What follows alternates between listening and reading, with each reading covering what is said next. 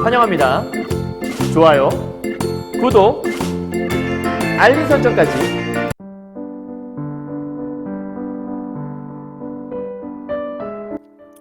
안녕하세요. 경화여고 1학년 학생 여러분, 그리고 전국에서 신사고 국어교과서로 고전문학을 공부하시는 학생 여러분 만나서 반갑습니다. 선생님은 세계 최강 국어쌤 조인수 선생님입니다. 자, 선생님이 오늘 오랜만에 이제 이 강의를 찍게 됐는데요. 사실 2020년, 그러니까 유튜브 처음 시작할 때 이 관동별고 강의를 고등학교 1학년 학생들 위해서 신사고 국어교과서 공부하시는 경화여고 1학년 학생들 위해 찍었었는데 그때 처음 찍었던 터라서 음질도 별로 좋지 않았고 조금 부족한 면이 없지 않아 있어서 오늘은 조금 더 정돈된 그런 강의로 음질도 좀 더 좋게 해서 오랜만에 좀 찍어보려고 이제 강의를 준비했어요. 그래서 경화여고 1학년 학생들 요번에 아마 시험 범위에 요 강의가 들어갈 것 같긴 한데 수업 시간에 열심히 잘 배웠을 테니까 그 선생님들의 강의에 일단 집중하시고, 그리고 혼자 강의를 이렇게 열심히 수업은 들었지만 이해를 좀 못하고 있다. 왜냐하면 이제 수업 시간에 들은 강의들은 휘발성이 있기 때문에 듣는 그 순간이 지나면 까먹을 수 있잖아요. 그래서 이런 유튜브 강의나 아니면 인강 같은 경우에는 반복해서 들을 수 있다는 장점이 있으니까 이해 안 가는 부분들은 반복해서 들어보시면 좋을 것 같아요. 자, 이 수업의 목적은 누가 뭐래도 듣는다고 느는 건 아니에요. 물론 들어서 실력을 키우는 데 도움은 되겠지만 듣는 걸로 끝나시면 안 됩니다. 스스로 학습을 위한 기반을 다지는 작업이라는 거. 그래서 이 강의 듣고 그다음 여러분이 해야 될 것은 혼자서 강의 그 지문 보고서 해석해 볼 수 있어야 돼요. 근데 어떻게 하는지는 지금부터 알려드리도록 할게요. 자, 우선 오늘 함께 하게 될 작품 요거죠. 관동별고. 관동별곡은 제일 중요한 게 여러분 기행가사라는 거예요. 그래서 기행문의 3요소가 혹시 뭔지 아나요? 아세요? 기행문의 3요소는 여정, 견문, 감상이라고 해요. 그러니까 기행가사인데 작품이 워낙 길다 보니까 관동별곡이 뭐 고전문학 공부의 무덤이다. 뭐 고1 아이들이 많이 포기하는 그런 작품 중에 하나다라고 얘기하는데 사실 포기할 작품은 아니고요. 그냥 분량이 길다. 그거 하나가 좀 특징인데 긴 것에 압도되어서 쫄지 마시고요. 필요한 어떤 개념들만 정확히 익히고 있고 그 본문에서 어차피 알아야 될 것들은 한정되어 있거든요. 그래서 그 한정된 개념들만 잘 기억하시면 작품 공부하는데 그렇게 어렵지 않을 거예요. 자, 아까 선생님이 여정, 견문, 감상 왜 얘기했냐면 여정이라고 하는 건 가는 길을 얘기해요. 그러니까 정확히 말하면 내가 들렀던 장소들을 생각하시면 쉽고요. 그다음 그 장소에 가면 보고 들은 게 있잖아요. 그걸 우리가 견문이라고 하고요. 마지막으로 뭔가를 봤으면 느낀 점이 있겠죠. 그걸 우리가 감상이라고 해요. 그래서 이 관동별고 볼 때에는 어디에 갔는지 여정을 찾고 그 다음에 뭘 봤는지 견문을 찾고 마지막으로 거기서 뭘 느꼈는지 감상을 찾으시면 끝. 별거 없죠. 그렇게 세 가지 찾는 연습을 함께 하시면 좋을 것 같아요. 됐죠? 여기까지. 자, 그러면 이제 이 작품 공부했을 때 적어도 요것만 알고 끝내야 된다. 핵심 포인트를 이렇게 잡아드리도록 하죠. 자, 준비되셨나요? 혹시 아직 공부를 하나도 안 했다 그러면 한 번은 읽어보고 오셔야 돼요. 알았죠? 읽어보고 수업 시간에 배우던 친구들은 수업 시간에 배운 거 한번 읽어보시고 그 다음 보시면 좋겠습니다. 자, 첫 번째 기행가사라는 점에서 여정, 견문, 감상에 따라 이 작품을 보자라고 말씀을 드렸어요. 알았죠? 이거 잊으시면 안 돼요. 그러니까 옆에다가 미리 써놓고 시작할 건데 이 작품은 여정, 어디를 들렀는지 일단 찾아낼 거고요. 그 다음에 거기서 내가 뭘 봤는지 견문을 찾아낼 거고요. 그다음 마지막으로 여기서 느꼈던 감상에 대한 파트를 함께 찾아가면서 공부를 하시면 됩니다. 오른쪽에 정리를 하면서 보도록 할게요. 다음 두 번째, 추보식 구성이라 되어 있는데 사실 기행가사의 경우에는 길을 가면서 내가 본 것들을 늘어놓는 거기 때문에 당연히 어딘가 길을 갈 때는 앞으로 가지 뒤로 가지 않잖아요. 그죠? 아, 참 자연 예쁘네. 시내물도 멋있다. 이렇게 보지. 우리가 이렇게 뒤로 가지 않잖아요. 그죠? 그러니까 앞으로 가면서 걸음을 밟아간다는 의미에서 추보식 구성이라고 하는데 그런 추보식 구성의 특징은 시간이 흐르는 대로 작품을 쓰게 되어 있죠. 그러니까 시간의 흐름에 따른 구성이다. 그리고 하나 더 있다면 플러스 공간의 이동에 따라서 작품을 전개하고 있다. 이렇게 여러분 기억해 두시면 좋겠고요. 다음 세 번째, 내적 갈등. 이게 제일 중요한데요. 이 관동별곡을 보다 보면 제일 중요한 게 사실은 임금님에게 관찰사로서 강원도를 다스려라는 어떤 부임, 뭔가 좀 이렇게 관리의 소임을 받아서 이제 부임을 하는 중인 건데, 가다 보니까 정치를 잘 해놨는데 자연스레 놀다 보니까 너무 좋은 거예요. 그러니까 놀고도 싶은데 임금님이 나한테 맡겨준 게 있으니 정치도 해야 돼. 그 두 개 가운데 굉장히 고민을 하게 되거든요. 그래서 그 내적 갈등이 이 작품 속에 드러난다. 어디에서 볼 수 있을까를 찾아내시면 되는 거고요. 네 번째, 연군지정, 우국지정, 선정포부. 굉장히 많은 부분이 나오는데 어느 부분에서 이 세 개 찾을 수 있는지 여러분이 혼자 찾을 수 있어야 되고요. 다섯 번째, 고사인용, 의인화, 대구, 서리, 역동성, 연쇄법. 와, 되게 많은 표현 기법들 있잖아요. 이것들이 어디에 있는지 단순하게 외워라가 아니라 본문 어디에서 이런 걸 찾을 수 있는지만 여러분이 체크해 보시면 되겠습니다. 아시겠죠? 자, 요렇게 여러분들 염두에 두시고 이제부터 이것들을 토대로 해서 함께 볼 거예요. 작품 끝나면 이 5가지가 머릿속에 그래서 이 5가지가 포인트였구나라고 얘기할 수 있으면 됩니다. 알겠죠? 자, 그럼 함께 달려보죠. 자, 선생님이 표시를 좀 해갖고 왔는데요. 물론 공부할 때는 아무것도 표시가 되어 있지 않은 걸 가지고 하는 게 좋긴 하지만 설명을 편하게 하기 위해서 가져왔고요. 자, 선생님이 네모친 것들이 보일 거예요. 그 네모친 것들이 바로 뭐게요? 뭔지 알겠어요? 자, 네모친 것들이 바로 그렇죠. 장소라는 걸 여러분 알 수 있죠. 자, 가볼게요. 일단 가사문학이기 때문에 서사, 본사, 결사로 되어 있고요. 본사가 물론 제일 길고요. 하지만 제일 중요하게 하고 싶은 말은 대부분 결사에 들어있다. 그럼 서사는 뭐 하는 건데요? 작품을 이제 시작하면서 서두에 운을 띄운다 생각하시면 될 것 같아요. 가죠. 자, 강호의 병이 깊어 중림에 누웠더니, 자, 중림이라고 하는 곳은 전라남도 창평이라는 곳인데, 전남 창평은 정철이 많이 묵었던, 많이 이제 살았던 그 공간 중에 하나예요. 자, 그런데 강호의 병이 깊었대요. 자, 여러분 중요한 팁인데 강호는 강과 호수잖아요. 보통 고전문학 속에서 저렇게 자연물이 하나 내지 두 개가 보통 두 개가 합쳐지면 거의 대부분 그런데 강과 호수 나오면 강과 호수만 지칭하지 않아요. 자, 저 얘기는 강과 호수에 병이 깊었다? 그럼 강과 호수 때문에 병이 들었다는 얘기예요.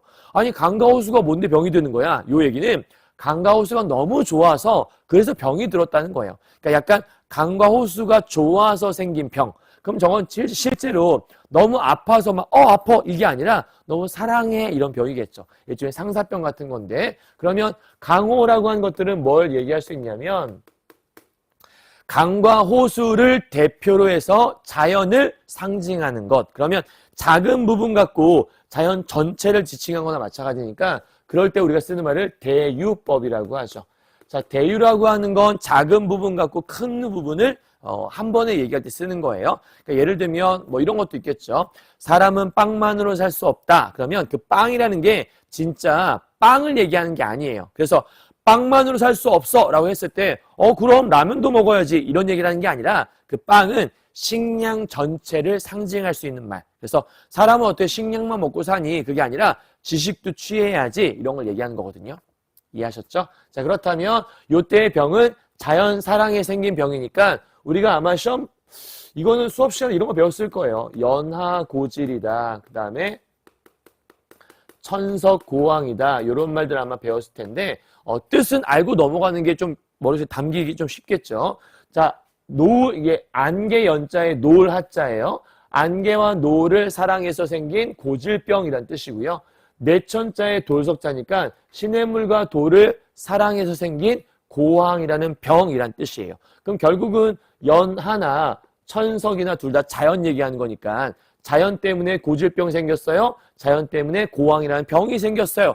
그러한 병이 깊어서 전남 창평에 누워 있었다. 그럼 얘는 전남 창평에 있는 이유가 뭐라는 거죠? 자연이 너무 좋아서 자연 때문에 병이 생겨서 여기에 누워 있다는 뜻이잖아요. 그럼 그 얘기는 얘는 지금 현재 나는 자연 속에 은거하고 있어요. 이런 얘기하는 거죠. 이해했죠? 자, 두 번째 줄이에요. 관동 800인데 관동이라는 곳은 대관령의 동쪽을 얘기하기 때문에 강원도 생각하시면 돼요. 자, 강원도 800리. 강원도 이 800리를 방면을 맡으시니, 자, 방면은 원래는 이제 행정구역이란 뜻인데 나한테 행정구역을 맡겨주었다라고 얘기하는 거는 한마디로 나에게 관직을 주었다라는 뜻이겠죠. 그래서 임금님께서 나한테 강원도 800리를 다스리라고 관직을 맡겨주셨다라는 뜻이에요. 자, 그래서 어와 성은이야, 임금니 은혜, 가디록 망극하다, 갈수록 망극합니다 라고 얘기하는 거죠. 그럼 결국은 이 두 줄에서 보이고 싶었던 건 뭐냐면 임금님께 나한테 뭘 주셨다? 관직을 허락해 주셨다. 그러니까 임금님께서 임금이 나에게 관직을 하사해 주었다. 이 얘기를 하고 싶어서 가져온 부분이겠네요. 이해했죠? 다음 네 번째 줄이에요. 자, 연춤은 들이다라 경해남문 바라보며 요게 이제 다시 외울 필요까지는 없지만 간단하게만 해석하면 연춤은 경복궁의 서문을 얘기해요. 그러니까 경복궁의 서문을 들어가서 경회남문, 임금님이 자주 머물렀던 장소가 이제 경회루란 곳이잖아요. 그래서 경복궁의 서문으로 들어가 경회남문을 보면서 거기에 임금님이 계시니까 임금님 다녀오겠습니다 이렇게 인사하고, 그러니까 최소한 나한테 관직을 맡겨주셨으니 관직 맡겨준 사람한테 인사나 하고 가야 될 거 아니에요. 그냥 맡겨줬다고 야 너 강원도 가서 정치해라 이렇게 얘기했다고 맡겨줬어? 오케이 갔다 올게 이게 아니라 임금님한테 가서 임금님 저한테 관직 주셨네요 감사합니다 인사하고 가야 될 거 아니에요. 그래서 이쪽 임금님 계신 곳을 바라보며 하직 인사를 하고 물러나니 옥절이 앞에 섰다. 자, 옥절은 신분패라고 여러분 생각하시면 좀 쉬운데 이런 거죠. 선생님이 예를 들어서 뭐 시청에 가갖고 내가 오늘부터 여기 시장이야 이렇게 얘기하면 사람들이 시장님 막 이럴까요? 그러지 않죠. 왜냐하면 내가 시장이라는 증거가 없잖아요. 그럴 때 아니 네가 시장이라고? 너 증거 있어? 그럴 때 이렇게 신분패를 보여주는 거죠. 자 보시오. 여기에 인수가 시장이다 이렇게 써 있어요. 그러면 시장님이시네요. 그러니까 나를 증명할 수 있는 신분패 이거를 우리가 옥절이라고 생각하면 될 것 같아요. 그래서 보통 우리가 관찰사들이 어딘가를 부임할 때 많은 수행원들이 따라 붙고 앞에 되게 깃발 나부면서 강원도 관찰사님 나신다 이렇게 얘기하면서 가는 거거든요. 그럴 때 옥절 생각하시면 어렵지 않을 거예요. 자, 그런데 사실은 요 두 줄을 보게 되면 저 밑에서부터 들어와서 경복궁 서문으로 들어와서 경회로 보고 인사하고 옥절을 앞에 세우고 출발하기까지 굉장히 긴 시간인데 이걸 되게 짧게 썼다고 하는 걸 알 수 있거든요. 그래서 굉장히 속도감 있는 전개를 우리가 살펴볼 수 있죠. 그러니까 많은 과정들이 생략되어 있다는 걸 확인할 수 있어요. 그럼 왜 이렇게 했을까요? 굳이 그렇게 많이 얘기할 필요가 없는 부분이니까. 그냥 이걸 다 늘어놓으면 어떻게 올라와서 어디 보고 어디 들었다가 어떻게 인사했고 이걸 다 쓰면 이 작품이 안 그래도 긴데 더 길어질 거 아니에요. 굳이 중요하지 않으니까 압축해 놓은 부분인 거예요. 자, 그래서 이제 출발을 하는 거죠. 출발합시다. 평구역에서 말을 가라. 자, 평구역은 경기도 여주라는 곳인데 써줄까요? 경기도 여주란 지역이고 흑수는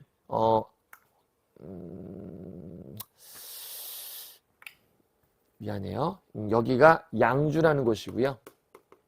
여기가 여주라는 곳이에요. 그래서 경기도의 양주를 지나서 경기도 여주 쪽으로 이제 가는 거거든요. 그래서 양주 지나 여주로 들어가고 섬광과 티악은 옛날 중세국어 시기에는 국외음화가 잘 표기가 되지 않았어요. 그러니까 예를 들면 이런 거죠. 예를 든다면 뭐가 있을까? 여러분 이거 보세요. 갓이라는 글자를 보게 되면 사실 이거 이어읽으면 갓티가 되거든요. 그러면 디귿과 티읕이 모음 이를 만나 지읒 치읒 된 현상을 우리가 국외음화라고 하잖아요. 그러니까 티읕이 모음 이를 만나면 치읒으로 발음을 하게 돼 있어요. 그래서 우리가 이 발음을 갓티라고 발음하지 않고 가치라고 발음하죠. 이걸 우리가 국외음화라고 해요. 자, 그런데 중세 시대 때는 이런 국외음화가 된 것들을 발음으로 쓴 게 아니라 표기에다가도 이제 반영을 했는데 이 중세 시대 때는 이런 국외음화를 반영한 표기가 안 돼 있었어요. 그러니까 이렇게 티읕과 이가 만나면 표기를 티읕과 이로 그냥 티악이라고 했지만 읽을 때는 그냥 치악이라고 읽으시면 된다는 얘기예요. 그래서 예를 들면 디귿과 이가 만났다. 뭐 이런 단어가 실제로 존재하진 않지만 뭐 디렁이라고 써 있으면 지렁이라고 읽으면 되는 거죠. 이해했나요? 뭐 디렁이가 있을 수도 있겠고 어쨌든 중요한 건 티악이라고 하는 건 뭐예요? 치악산을 얘기하는 거예요. 그래서 섬강과 치악산은 어디 있냐면 원주에 있거든요. 그러니까 강원도 원주라는 곳에 연세대 캠퍼스가 있는 곳이기도 하죠. 그래서 양주 들렀다가 여주 들렀다가 원주 와서 아 여기가 원주구나 이러고 있는 상황인 거예요. 자 근데 여기서 말을 가라. 왜 말을 갈아요?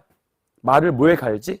말을 갈아탔다 뜻이죠. 그러니까 지금은 우리가 자동차가 있지만 옛날에는 뭔가 이동수단이 말밖에 없었기 때문에 말을 갈아타고 그러니까 지금 저기는 양주란 지역은 말을 갈아탈 수 있는 그런 말들이 모여있는 역이 있었나 보죠. 역마 같은 곳이 있었나 봐요. 그리고 여주로 돌아드니 와 섬강이 어디지? 아 여기가 지악산인가? 이런 거예요. 그러니까 우리가 보통 어딘가를 갔을 때 아 여기가 거기야 라고 하잖아요. 딱 그런 모습인 거예요. 그러니까 되게 중요하지 않아요. 그냥 이동 공간의 이동에 따라 내가 지금 현재 강원도로 가는 그 여정을 보여주고 있구나 이렇게 생각하시면 돼요. 알겠죠? 그러니까 강원도로 부임하는 그 여정 가운데 들른 곳들을 나열하고 있다. 다음이요. 자, 여기서부터가 좀 중요해요. 시험에 나올 만한 부분은 여기서부터거든요. 자, 소양강 나린물이 어디로 들어간단 말인고? 라는 뜻인데, 자, 소양강에서 내려온 물이 어디로 흘러가는 걸까? 라는 뜻이에요. 여러분, 소양강에서 흘러내린 물들은 어디로 가냐면, 기본적으로 한강으로 흘러가게 돼 있거든요. 그러니까 여기서 소양강에서 내려온 물이 어디로 흘러가는 것일까? 진짜 궁금해서 물어본 게 아니에요. 사실 이 화자는 이 물이 한강으로 가는 걸 알아요. 그렇다면 이 소양강 나린물이 어디로 가는 거지? 아 맞아 한강으로 가는데 근데 한강은 왜 얘기를 왜 했을까? 한강에 누가 사시거든요. 한강은 수도 한양에 있잖아요. 그럼 거기에는 누가 사시죠? 임금님이 계시죠. 그러면 이 물이 흘러 한강까지 갈 텐데 라는 얘기는 그 한강에 계신 누굴 떠올렸다? 임금님을 떠올렸다. 자, 누군가를 떠올린다는 얘기는 그 사람이 보고 싶다는 얘기인 거니까 우리가 임금님을 사모하는 마음을 연군지정이라고 하죠. 이렇게. 오케이. 자, 우리 여전견문 감사 언제 할 거냐면 여기는 본사 들어가서 할 거니까 앞에 서사 파트는 이렇게 간단하게만 정리할게요. 자, 연군지정의 마음 드러냈어요. 임금이 보고 싶어요. 그리고 나서 고신, 외로운 신하란 뜻이에요. 외로울 고자에. 자, 외로운 신하가 거구, 이 거자가 갈 거자거든요. 나라를 떠난다는 뜻이에요. 나라를 떠나지 않잖아. 얘는 지금 강원도 가는 거거든요. 어디 해외 가는 게 아니에요. 근데 왜 나라를 떠난다고 했을까? 이때 나라는 왕은 곧 국가를 상징하시면 돼요. 옛날 뭐 유명한 말 중에 짐은 곧 국가다 뭐 이런 말도 있었는데 여기서 말하는 이 나라는 임금님 상징할 수 있는 말. 그러면 나라를 떠난다라는 건 임금님 곁을 떠난다는 뜻인 거죠. 그래서 내가 임금님 곁을 떠나 있으니까 임금님 곁에 없으니까 나는 외롭다고 느끼는 거예요. 그런데 중요한 건 백발이 하도할샤. 여러분 하다란 뜻 알죠? 많다란 뜻이죠. 고어예요. 그래서 백발이 많기도 많구나. 그럼 무슨 얘기예요? 이 외로운 신하가 임금님 곁을 떠나 있으니 백발이 맨날 잘하는 것 같아. 이런 뜻이에요. 그럼 이때 백발은 걱정과 근심을 얘기하는 거지 흰머리 물론 얘기할 수도 있겠지만 여기 상징하는 바는 걱정과 근심이 정말 많기도 많아. 이런 뜻이거든요. 그렇다면 이 백발이 많다라고 얘기하는 건 누구 걱정하는 거죠? 임금님 걱정하는 거죠. 따라서 이 부분은 임금님을 걱정한다. 걱정할 우자예요. 그래서 우국지정. 아까 설명했지만 나라는 곳 임금님이 상징할 수 있다. 그래서 굳이 우군지정이라고 쓰지 않고 우국지정이라는 말 써요. 자, 둘 다 어쨌든 비슷한 말인 거예요. 하지만 약간 비중을 보자면 얘는 임금님을 그리워하는 마음 정도, 여기는 임금님에 대한 걱정하는 마음. 어쨌든 둘 다 걱정되니까 그리워하는 거고 보고 싶으니까 걱정하는 거고 뭐 비슷하다 볼 수 있겠지만 좀 구분했을 때는 이렇게 구분하긴 하는 거예요. 자, 그 다음에 동주 밤 겨우 새서 북간정에 올라하니라고 되어 있죠. 자, 동주라고 하는 건 어디냐면 강원도 철원 지역을 얘기하거든요. 그래서 지금 여기도 또 하나 들른 장소라고 보시면 되는 거예요. 자, 그러면 천이라는 지역인데 이 철원이라는 지역에서 밤을 겨우 샜대요. 그러니까 지금 밤을 좀 센 상태인가 보죠. 그 다음에 북간정에 올라하니 자, 령할 때 요것만 기억하시면 돼요, 여러분. 북간정 정확하게 뭐 다 일일이 해석할 필요 없이요. 그냥 령 나왔으니까 정자인가 보다. 그러니까 정자에 올랐는데, 그러니까 정자에 오르면 이제 여기저기 이제 풍경들이 보일 거 아니에요? 근데 그때 삼각산 제일봉이 함하면, 이게 잘하면이란 뜻이거든요. 그러면 삼각산의 제일봉이 잘하면 보일 것 같다는 거예요. 저 삼각산이 어디냐면 임금님이 계시는 궁궐 뒤편에 있는 산을 얘기하는 거예요. 그러면 임금님이 계시는 뒤편에 있는 산, 그 삼각산이 여긴 강원도고 임금님 계신 곳은 서울이잖아요. 보일 리가 없잖아요. 그런데 여기서 와, 임금님 계시는 곳이 보이는 것 같다. 얘가 초능력자인가요? 무빙이에요? 그런 거 아니잖아요. 그죠? 그러니까 얘가 저기를 보인다라는 건 진짜 보인다가 아니라 임금님이 눈에 아른아른 거린다 뭐 이런 뜻 아니겠어요? 그러니까 저 삼각산이라고 하는 건 누굴 떠올리게 만든 거냐면 임금님을 떠올리게 만드는 것. 결국 삼각산 제일봉이 잘하면 보일 것 같은데 이런 얘기는 임금님 보고 싶어요 라고 얘기하는 연군지정의 마음을 한 번 더 말하고 있는 거죠. 그쵸? 자, 그리고 나서 궁왕대궐터에 오작이 지지개니 궁왕의 대궐터가 남아있는 곳이 있었나 봐요. 근데 궁왕은 궁예왕을 얘기하는 건데, 자, 여러분 보세요. 궁예왕의 터가 남아있다는 얘기는 실제 대궐이 남아있는 게 아니라 대궐의 터만 남아있는 상태라는 얘기잖아요. 그리고 지금은 조선시대니까 저 궁예왕의 대궐은 지금 이미 망하고 없는 거예요. 그죠? 자, 그런데 저 궁예왕의 대궐터에 오작교 들어봤죠? 까마귀와 까치가 모여서 만든 그 견우직렬 위에 만든 다리. 그러니까 오작은 까마귀와 까치인데 까마귀와 까치가 궁예왕이 다스렸던 그 대궐의 터에서 울고 있다라는 거예요. 이건 마치 뭐랑 똑같은 거냐면 옛날에 궁예왕이 다스리던 그 시대만 하더라도 궁예왕이 다스리던 그 나라가 영원할 줄 알았겠죠. 근데 시간 지나 보니까 결국 사람은 죽을 수밖에 없고 나라는 망할 수밖에 없다. 결국 인생이란 건 되게 뭐한 거냐면 무상하다는 뜻이겠죠. 그러니까 사람들이 영원할 줄 알았지만 그 시간이 지나고 나니 모두가 없어지고 새들만 남아서 울고 있네 이런 뜻이죠. 그러니까 이 부분은 인생이란 게 참 무상하네. 인생 무상을 얘기하는 거고요. 인생 무상 얘기할 때 특히 나라가 망해서 그거에 대한 한탄하고 아쉬움을 얘기할 때 우리가 무슨 말을 쓰냐면 맥수지탄이란 말을 써요. 이때 맥수지탄의 뜻은 이 맥자가 보리맥자거든요. 그래서 요 내용에 얽힌 이야기는 어떤 나라가 있었는데 그 나라가 망한 뒤 한 500년이 지난 뒤에 그 나라에 가봤더니 사람은 아무도 없고 다 죽고 없고 보리밭만 가득했대요. 그래서 그 보리밭을 보면서 사람은 다 하나도 없고 보리밭만 가득하네. 그 보리밭을 보면서 짓는 한탄이라고 얘기해서 맥수지탄이라고 하는 거예요. 그러니까 맥수지탄은 나라가 망했음을 한탄한다. 인생 무상과 똑같은 말. 자, 그리고 나서 밑에 천고흥망을 안 한다, 뭐를 한다. 그러니까 요 부분을 오작이 막 이렇게 까마귀가 깍깍 이렇게 울고 있는 건데 그 우는 게 천고흥망, 즉 나라가 흥하고 망하는 것을 알고 우는 것인가 모르고 우는 것인가 라는 뜻이에요. 여기서 난다라는 거 있죠? 요거는 뭐뭐 난다. 평서형 어미로 해석하면 안 되고요. 요거는 의문형 어미로 해석을 하셔야 돼요. 그래서 보통은 앞에 2인칭 주어가 왔을 때 의문형 어미 해석하는데 오작이 지지개니 즉 까마귀와 까치가 막 울고 있으니 저 까마귀와 까치는 저 흥하고 망한 것을 알고 우는 걸까 모르고 우는 것인가 라고 혼자 중얼중얼 독백하고 있는 부분이라고 보시면 되는 거겠죠. 자, 그리고 나서 이 지역에 왔더니 회양이라는 지역이 있는 거예요. 여러분 회양은 강원도 북부에 있는 도시거든요. 그러니까 우리나라 도시예요. 그러니까 회양은 우리나라 강원도에 있는 도시인데 중요한 건 중국의 한 시골 마을 이름도 회양이에요. 근데 그 중국의 시골 마을에서 시골이었던 그 마을을 엄청나게 정치를 잘해서 잘 다스려서 엄청나게 태평성대를 일구었던 정치가가 하나 있어. 그게 누구냐면 급장유라는 사람인 거예요. 그러니까 급장유 있는데 여기 보세요. 강원도 북부에 있는 회양에 와서 야 회양 너의 이름이에요. 너의 이름이 마침 같다. 뭐랑? 마침 중국의 회양과 같다. 이런 얘기하는 거겠지.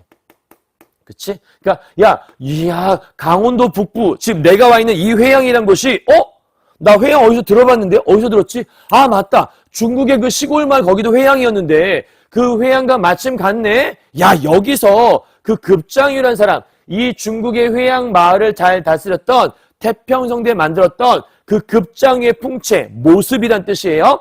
급장유의 모습을 고텨 다시란 말이거든요. 다시 어게인 다시 아니 볼 게이고 그럼 아니 볼 게이고가 안 볼 거야 이런 얘기가 아니라 다시 볼 수 있을 듯 이런 뜻이거든요. 여기는 다시 볼 수 있을 듯 이런 뜻이야. 자 그러면 해석하면 어떻게 되는 거죠? 와 지금 급장의 풍채 급장의 모습을 여기서 볼 수 있을 것 같다. 마침 중국의 회양을 다스렸던 그 급장유 그 대단한 정치가, 그 급정유가 여기 있네? 여기서 볼 수 있잖아. 여긴 누가 있지? 여긴 내가 있잖아. 그럼 이게 뭔 얘기죠? 마치 이런 상황인 거예요. 옆에 있는 사람들한테 여기 회양이네? 그렇습니다. 여기 회양. 맞아. 회양에 그 급장유가 있었잖아. 급장유가 여기 있구만. 그 대단한 정치가가 지금 여기 있는 것 같아. 아니, 급장유는 죽지 않았습니까? 여기 있잖아, 여기. 이런 얘기 하는 거죠. 그죠? 그러니까 지금 이 얘기 뭔 얘기죠? 내가 바로 뭐가 되고 싶다?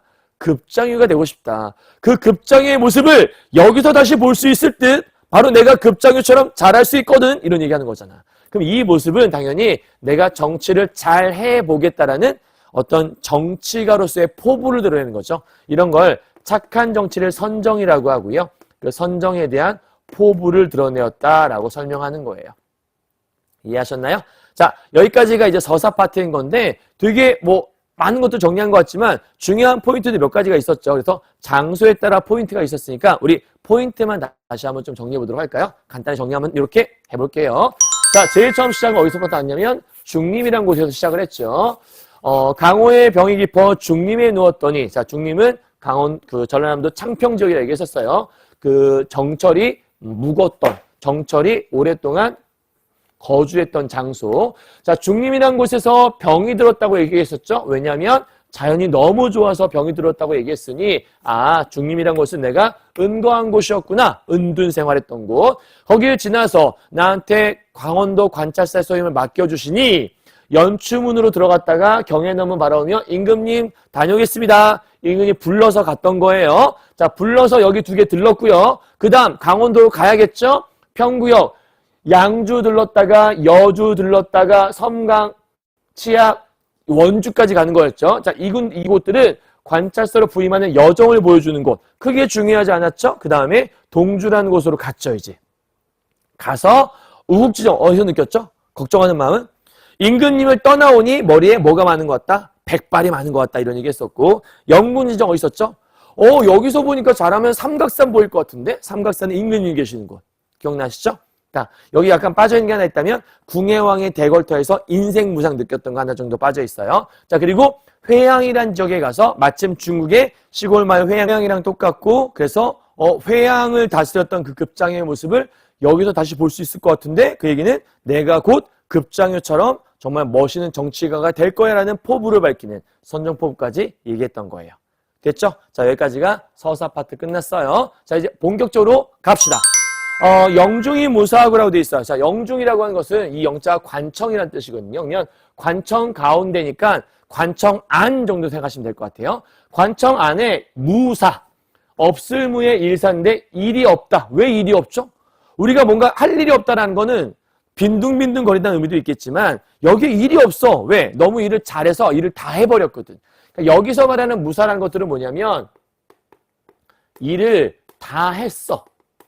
즉 내가 이미 일을 다 끝마쳐 버렸어. 나 엄청 그 정치를 잘했거든. 아까 앞에서 급장유 얘기했잖아요. 그러니까 급장유를 볼 수 있을 듯 이란 얘기는 나 정치 잘할 수 있어. 그래서 정말 정치를 잘한 거예요. 그러니까 잘 해놓으니까 이 관청원에 할 일이 없어서 일을 다 한 터라 할 일이 없다? 그러면 일을 다 하고 할 일이 없을 정도라는 굉장히 일을 잘했다라는 자부심을 보여주는 부분이라고 볼 수 있겠네요. 그럼 일은 다 했고 할 일은 없고 마침 시절은 3월이야. 꽃도 폈겠네? 봄이 왔잖아? 그럼 뭐 해야 돼? 놀러 가야지. 가자. 화천 시내길에 풍악으로 뻗어 있어. 풍악은 금강산은 계절마다 이름이 다르거든요. 근데 금강산의 가을 이름, 금강산의 또 다른 이름이 풍악이라고 해요. 자, 행장을 다 떨치고 석경에 막대 짚어. 아는 것만 합시다. 행장이라고 하는 건 우리가 차림새인데 뭔가 이게 어딘가를 갈 때 이제 싸는 짐 같은 걸 행장이라고 해요. 근데 짐을 다 떨쳤다는 얘기는 굳이 짐을 바리바리 싸지 않고 가벼운 옷차림으로 석경에 막대 짚어. 산을 올라가야 되는 거니까 막대를 짚어서 이런 얘기죠. 백천동을 곁에 두고 첫 번째 이제 네모시예요. 자, 만폭동에 들어가니 찾았습니다. 첫 번째 장소예요. 만폭동부터 한번 시작을 해보도록 합시다. 자, 이제부터는 뭐 할 거냐면 장소 찾고요. 여정은 아까 얘기했지만 여기는 장소를 얘기한다. 그리고 여기는 견문은 내가 거기서 보고 들은 경치를 얘기한다. 그리고 감상이라고 하는 건 내가 거기서 느낀 점을 얘기한다. 그래서 우리는 앞으로 장소 찾고 거기서 본 경치 찾고 그 다음에 감상, 느낀 점 쓸 거예요. 자, 첫 번째 여기 네모 쳐야겠죠? 만폭동 여러분도 공부하실 때 같이 가보세요. 그래서 뭐가 중요하냐면 시험 문제를 풀거나 문제를 풀 때 관동묘국 작품이 나오게 되면 제일 먼저 해야 될 거는 그냥 막 읽지 마시고요. 장소를 찾아내는 거예요. 요 장소, 내가 아는 장소, 요 장소를 찾으면 그 다음 견문이 보이고 감상이 보여요. 장소부터 찾아요. 자, 만폭동 들어가니, 자, 이때 폭자가 폭포할 때 폭자예요. 그냥 만폭동은 폭포가 막 떨어지는 그런 동굴, 뭐 이런 뜻인 것 같네요. 자, 만폭동에 들어가니, 은 같은 무지개와 옥 같은 용의 꼬리가 있었대요. 그러면 지금 만폭동 들어가서 뭐 봤나 했더니 여기서 무지개를 봤고요. 정확히 말하면 은 같은 무지개 봤고요. 그 다음에 용의 꼬리를 봤어요. 정확히 말하면 옥 같은 용의 꼬리예요. 자, 근데 여러분, 실제 용의 꼬리, 용은 상상 속의 동물이잖아요. 이게 있을 리가 없어요. 그리고 무지개는 7빛깔이잖아요. 은 같은 무지개가 있을 리가 없어요. 그 얘기는 진짜 무지개, 진짜 용의 꼬리가 아니라는 거예요. 더군다나 앞에 같은이라는 말이 써 있잖아요. 그럼 뭔가 비유한 말이란 뜻인데, 자, 은색은 우리가 무슨 색이죠? 실버는 흰색이죠. 그죠? 그 다음에 옥. 여러분, 옥하면 빛이 많이 떠올리는데, 이때 옥은 백옥을 떠올리셔야 돼요. 백옥. 그러면 이 백옥, 흰색, 은도 흰색, 그러면 흰색 무지개, 흰색의 용의 꼬리가 있다는 뜻이잖아요. 그러면 실제로 흰색 무지개는 없으니 흰색과 연관된 뭔가가 여기 지금 있다는 얘기겠죠. 그 얘기는 뭔 얘기냐? 아까 내가 폭포가 있다고 얘기했잖아요. 결국은 용의 꼬리나 무지개는 폭포의 모습이 마치 은색 무지개 같다. 폭포의 모습이 옥 같은 용의 꼬리 같다라고 설명하고 있는 거거든요. 결국은 이거는 전부 다 뭘 비유한 거냐면 만폭동에서 본 폭포를 비유한 말이라고 볼 수 있는 거죠. 자, 그리고 나서 섞어돌며 뿜는 소리. 그러니까 폭포가 막 떨어지면서 물살이 막 섞어돌 거 아니에요. 그때 소리가 있는데 그 소리가 심리의 자자신이. 우리가 심리는 여러분 아시는지 모르겠는데 4km 정도를 얘기하거든요. 그러면 경화여고 학생들은 여기서부터 저기는 시내 이마트까지 걸어가면 대충 1.3km라고 해요. 그러면 심리가 4km면 그 이마트까지의 거리를 3배를 가야 되는 거리거든요. 그럼 굉장히 먼 거리죠. 그러니까 지금 심리, 그 먼 거리에 소리가 들릴 정도로 소리가 콸콸콸콸 컸다는 거예요. 큰 소리가 들을 때는 뭐에 같았어? 우레소리 같았대요. 우르릉 꽝 하는 우레소리 같았다. 그러면 이 소리는 가까이서 들었겠어요? 멀리서 들었겠어요? 당연히 멀리서 들었겠죠? 그러면 이 우레라고 하는 것들은 멀리서 본 경치, 즉 원경, 멀리 있는 경치, 원경을 얘기하는 거고 이 원경을 어떻게 표현했냐면 소리라고 하는 청각적인 걸로 표현한 거죠. 자, 근데 너무나 저 멀리서 뭔가 우르릉 꽝 하길래 뭐가 있는 거야? 가까이서 가서 보니 그럼 본 거는 어디서 본 거죠? 우리가 망원경에 있지 않는 이상 가까이 가서 봐야겠죠. 그래서 가까울 근자 써서 근경이라고 하는 거예요. 자, 가까이 가서 봤다.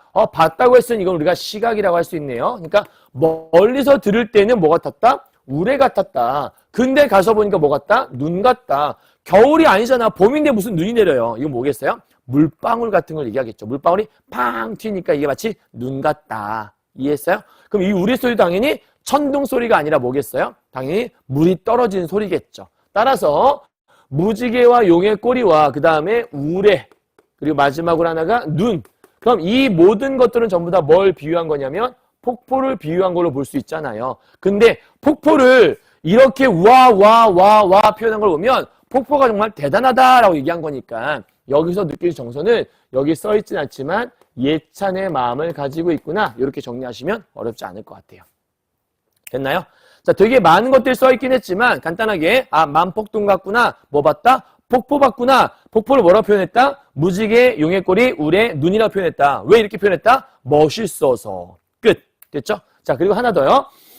원경과 근경 나와 있는데 이런 걸 우리가 원경에서 근경은 내가 멀리 보고 있다가 가까이 봤다는 얘기잖아요. 자, 뭐가 이동했다고 얘기하냐면 이럴 때 쓰는 말 우리가 시선의 이동이라고 해요. 그래서 시선의 이동에 따라서 이렇게 시상이 전개되고 있다. 그리고 같은 이란 말은 직유법이니까 이건 말하지 않아도 알 수 있을 거고 그러니까 이런 것도 여러분이 스스로 찾아볼 수 있으면 되게 좋을 것 같아요.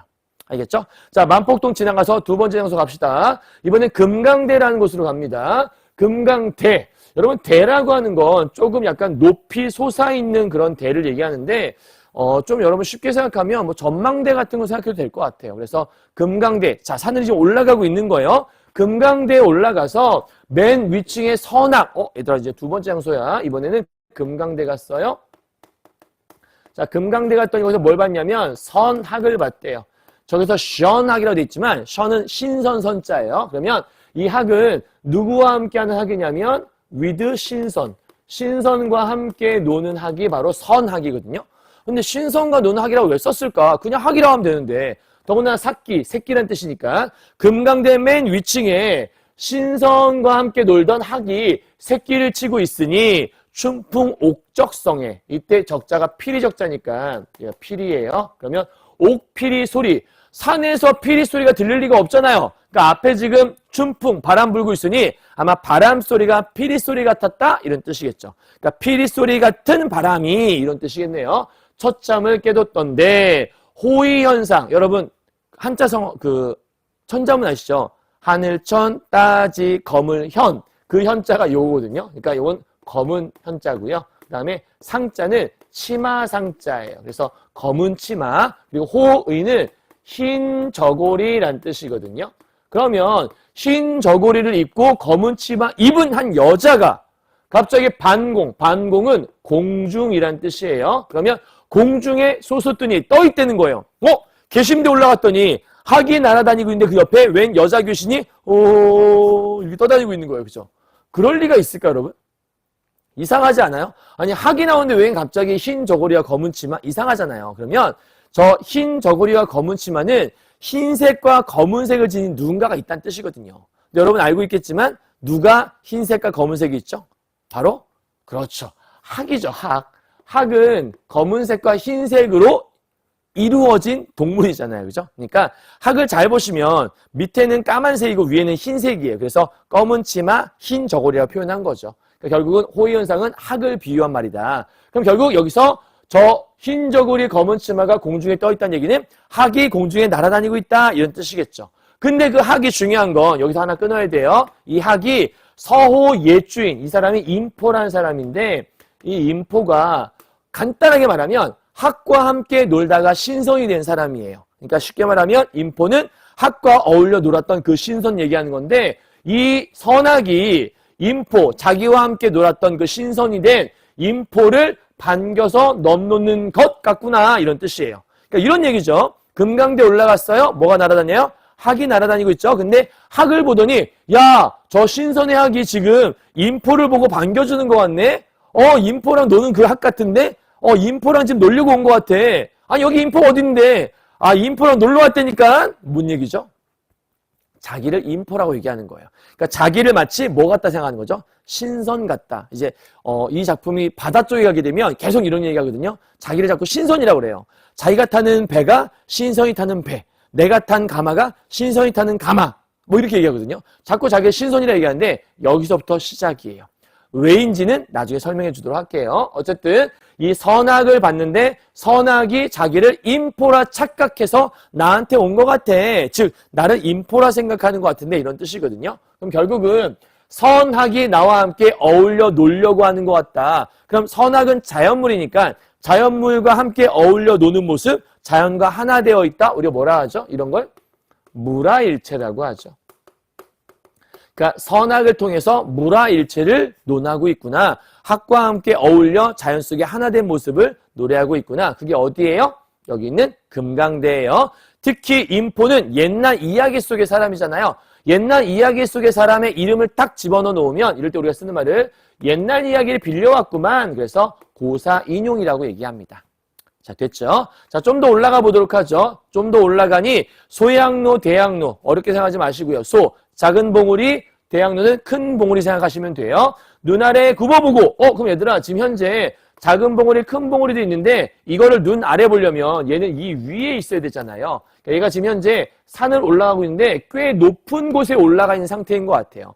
그 높은 곳에 올라가 있으니 눈 아래 작은 봉우리와 큰 봉우리들이 보이는 중이겠죠. 그래서 이런 걸 눈 아래 굽어보고 정향사 진월대 그러면 지금 현재 진월대에 올라간 건데 진월대에 가서 뭘 봤냐면 여러분이 지금 얘기했던 소향로, 대향로라고 하는 수많은 봉우리들을 본 거예요. 근데 여기서 이 진월대에 곧튀어 올라 다시 올라서 앉아서 하는 말이 뭐라고 했냐면 와 여산의 진면목이 여기하다 배나다 해서 좀 어려울 것 같은데 별거 아니에요.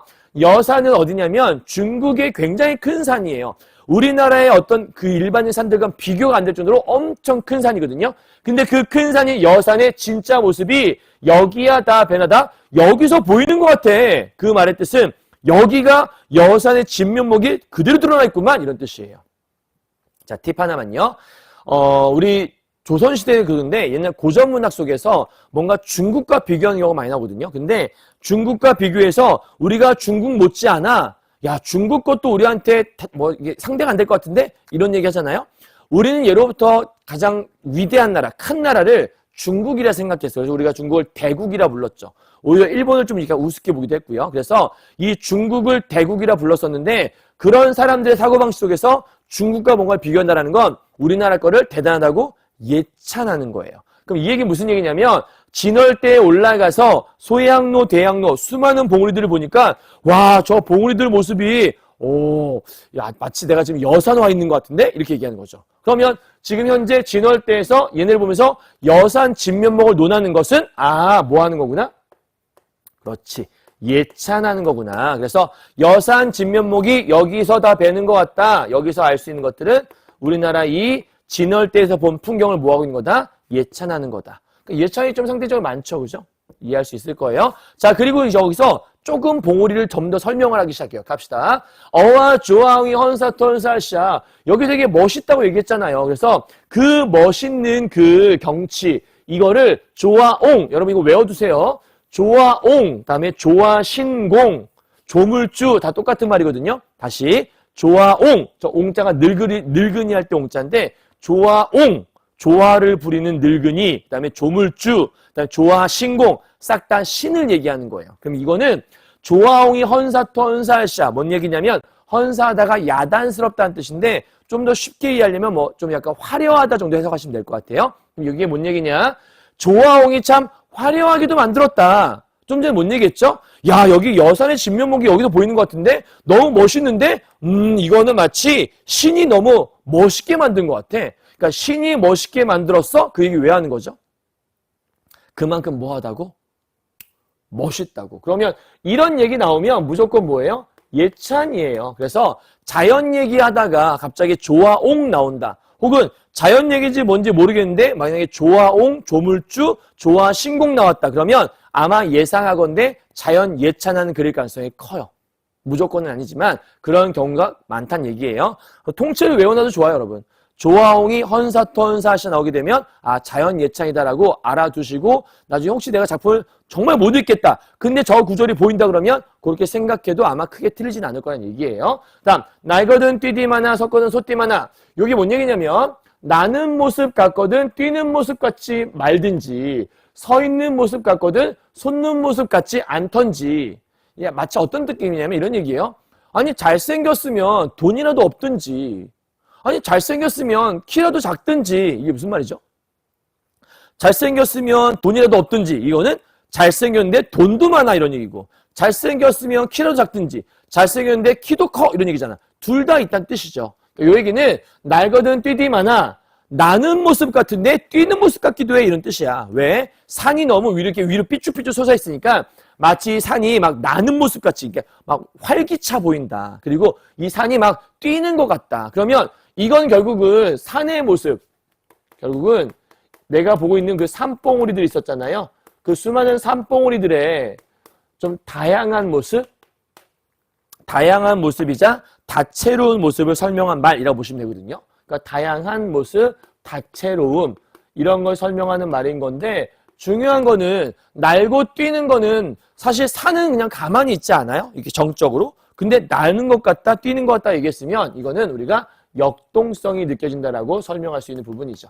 자, 그리고 섰거든 솟디마나 마찬가지예요. 그냥 서 있으면 되는데 이게 마치 하늘 위에 솟구치는 것 같다 이런 얘기라 볼 수 있는 거니까 결국은 이 시에서 말하고 싶은 건 이런 역동적인 모습을 통해서 산봉우리의 다양한 모습을 얘기하고 있구나. 근데 그 모습이 또 어떠냐면 부용을 꽂아놓은 것 같기도 하고 백옥을 묶어놓은 것 같기도 하다는 거예요. 여러분, 백옥이라는 것과 부용의 공통점, 부용은 흰 그 연꽃을 얘기하는 거거든요. 그러면 흰색, 백옥도 흰색이잖아요.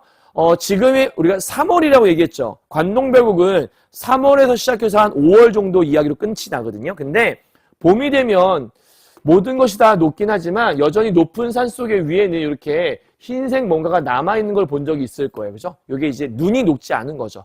근데 이게 눈이 녹지 않은 이 모습이 흰색이 보이니까 얘 입장에서는 야, 저거 연꽃 같은데? 야, 저거 백옥 같은데? 마치 연꽃을 꽂아놓은 것 같아. 백옥을 묶어놓은 것 같아. 라고 얘기하는 거죠. 결국은 계속해서 이 산봉우리의 모습이 예쁘다라고 예찬하고 있는 거고, 요거 묶어놓고 꽂아놨다는 얘기는 딱 멈춰있는 거나 마찬가지니까 여기는 조금 정적인 이미지가 있다고도 얘기할 수 있을 거예요. 자, 그리고 동명. 동명은 동해바다 얘기하는 건데 동해바다를 박차고 나온 것 같다. 그러니까 뭐 동해바다를 뻥 차고 나왔다는 뜻일 수도 있겠고요. 근데 바다를 찰 수 없으니까 아마 이게 바다 위에 이렇게 막 솟구쳐 있는 그런 느낌인 것 같다라고 설명한 걸 수도 있을 것 같아요. 다음 북극, 요게 중요한데 북극성을 궤하는 듯 이 산이 위에 있는 별을 이렇게 궤고 있는 것 같다 이런 뜻이에요. 그럼 이 얘기를 왜 했을까? 고전 시가 속에서 해나 달이나 별 같은 하늘에 떠있는 유일무이한 존재가 나오게 되면 대부분 왕을 떠올리게 되거든요. 이때 북극성도 왕을 상징할 수 있는, 왕을 비유한 말이라 보시면 돼요. 그럼 이 얘기를 왜 했냐면 이 뒷얘기로 이어지기 때문에 그래요.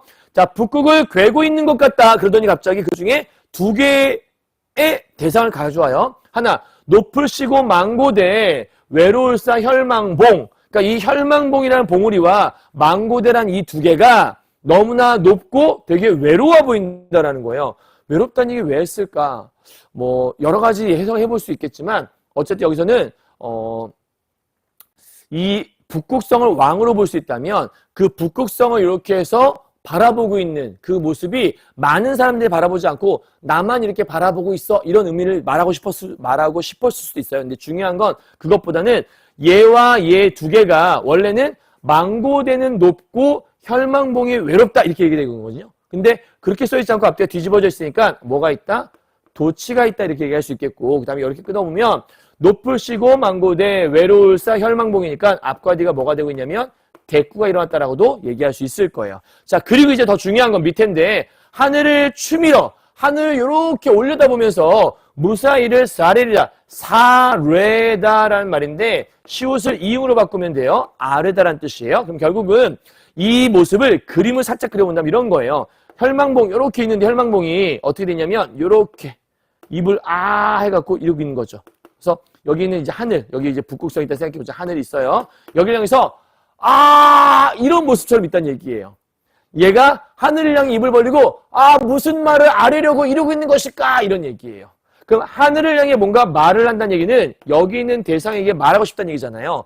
여기는 지금 아까 북극성이 있고 하늘이니까 여기는 왕이 계시는 곳이라고 생각한다면 그러면 이때 밑에 있는 이 혈망봉이라는 거나 망고대라고 하는 것들은 여기 있는 왕에게 뭔가 말을 하고 싶은 이때 말이라고 하는 건 그런 거겠죠. 충언, 좋은 얘기 혹은 보고 싶어요 이런 얘기일 수도 있겠고요. 자, 그런 말을 할 수 있는 건 당연히 왕에 대한 충을 하는 충신이겠죠. 결국 이 망고대와 이 혈망봉이 상징하는 건 누구냐면 충신을 얘기한다라고 얘기할 수 있을 거예요. 그런 충신의 모습을 비유한 말이라 볼 수 있겠죠. 그럼 결국은 여기서 소양로와 대양로 보면서 예찬도 했었는데 또 하나 중요한 소재가 저기 나와 있는 망고대라는 거하고 혈망봉이라고 하는 요 두 개를 통해서는 뭘 얘기했나 봤더니 여기서는 왕에 대한 충이니까 이걸 다른 말로 우리가 지조와 절개라고 얘기할 수 있겠죠.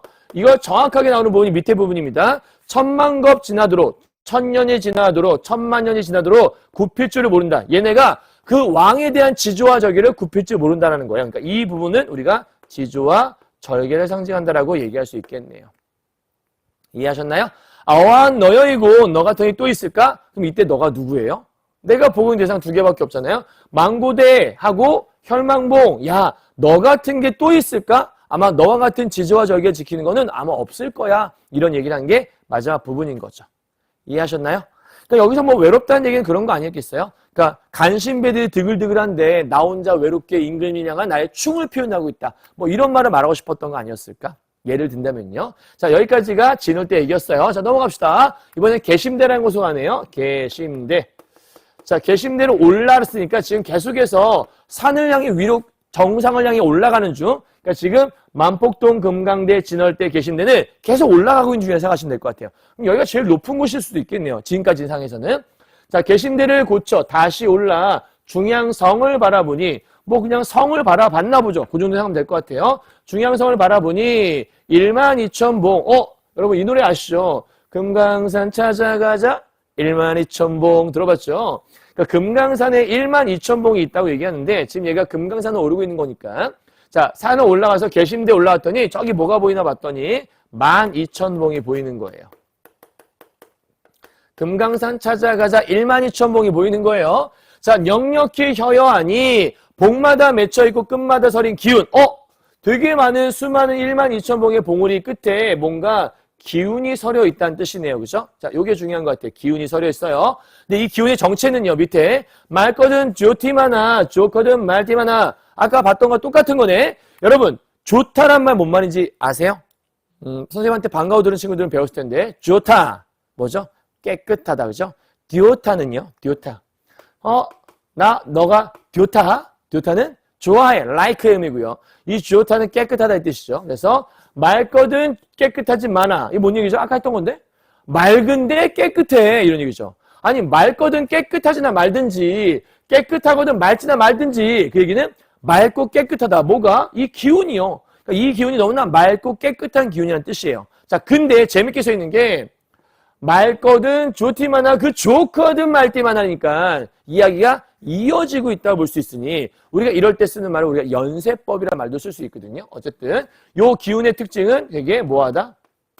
맑고 깨끗해요 라고 얘기할 수 있겠네요. 자, 그래서 이 맑고 깨끗한 기운은 이 기운을 흩어 긁어내서 인거를 만들고자. 자, 뭐뭐하고자 고저는 뭐뭐하고 싶다란 뜻이에요. 소망을 얘기하는 거죠. 그러면 뭐 하고 싶냐면 인거리니까 이건 인재를 얘기하는 건데 정확히 말하면 충신을 만들고 싶다는 거예요. 그럼 왜 이렇게 인재를 만들고 싶을까? 임금님 곁에 좋은 인재가 많이 없다고 생각이 들었나 보죠. 그러면 이 얘기는 임금님 옆에 충신을 보내어 임금을 잘 보필하길 바라는 마음이 써 있는 거잖아요. 그러면 당연히 누구를 걱정하는 마음이 있겠어요? 임금을 걱정하는 마음이 있겠죠. 자, 그렇다면 계심대에서 12,000봉을 통해서 얻을 수 있는 정서는 우국지정의 마음을 표현하고 있다. 이렇게 얘기할 수 있겠네요. 이해했죠? 어렵지 않죠? 자, 그리고 형용도 그지였고 태세도 하도할샤. 모습은 끝이 없고 그 기운이 많기도 많은데 중요한 건 밑에예요. 천지 삼기다. 삼기다는 태어나다 혹은 생기다라는 뜻이에요. 천지가 생길 때 자연이 되었만은 그쵸? 모든 자연물들은 천지가 만들어질 때 자연스럽게 만들어졌겠죠. 근데 이제와 보게 되니 생각해보니 유정도 유정하샤. 정이 뜻정자거든. 유정 뜻이 있다는 뜻이에요. 아, 다 뜻이 있었구나. 요거는 여러분이 아는 말 중에 이런 말 있죠. 너는 다 계획이 있구나. 이런 말 들어봤죠? 요게 그런 얘기예요. 무슨 계획이 있었다는 얘기일까? 뭐가 뜻이 있다는 얘기일까? 이런 얘기예요. 좀 전에 기운 얘기했잖아요. 내가 처음 생각할 때는 저 위에 보니까 엄청나게 좋은 기운들이 몰려있어. 야, 저 기운 웬 말이야? 야, 저 좋은 기운 묵어다가 이걸 훑어내갖고 인재만 되면 좋겠다. 그럼 우리 임금님한테 도움이 되겠지? 근데 여기 이 기운이 왜 있는 거지? 원래부터 있었나? 아, 알겠다. 이 기운은 원래부터 있긴 있었는데 그냥 존재했던 게 아니라 처음 만들어질 때부터 그냥 자연스럽게 생긴 건 줄 알았더니 자연스럽게 생긴 게 아니라 그때부터 이미 이렇게 인재를 만들려고 그때부터 다 계획이 있고 뜻이 있던 거였구나. 저 기운은 그냥 생긴 게 아니라 인재를 만들려고 처음부터 계획적이었던 거구나라고 얘기하고 있는 부분이에요. 이해하셨어요? 그럼 여기서 다 뜻이 있었구나. 무슨 뜻이요? 인거를 만들라는 뜻이 있었구나. 이런 뜻인 겁니다. 이해했죠? 그러니까 저 기운이라는 게 그냥 우연히 생긴 게 아니야. 다 하늘의 뜻이 있었어. 이런 뜻인 거죠. 자, 마지막이요. 비로봉. 여러분 잘 보세요.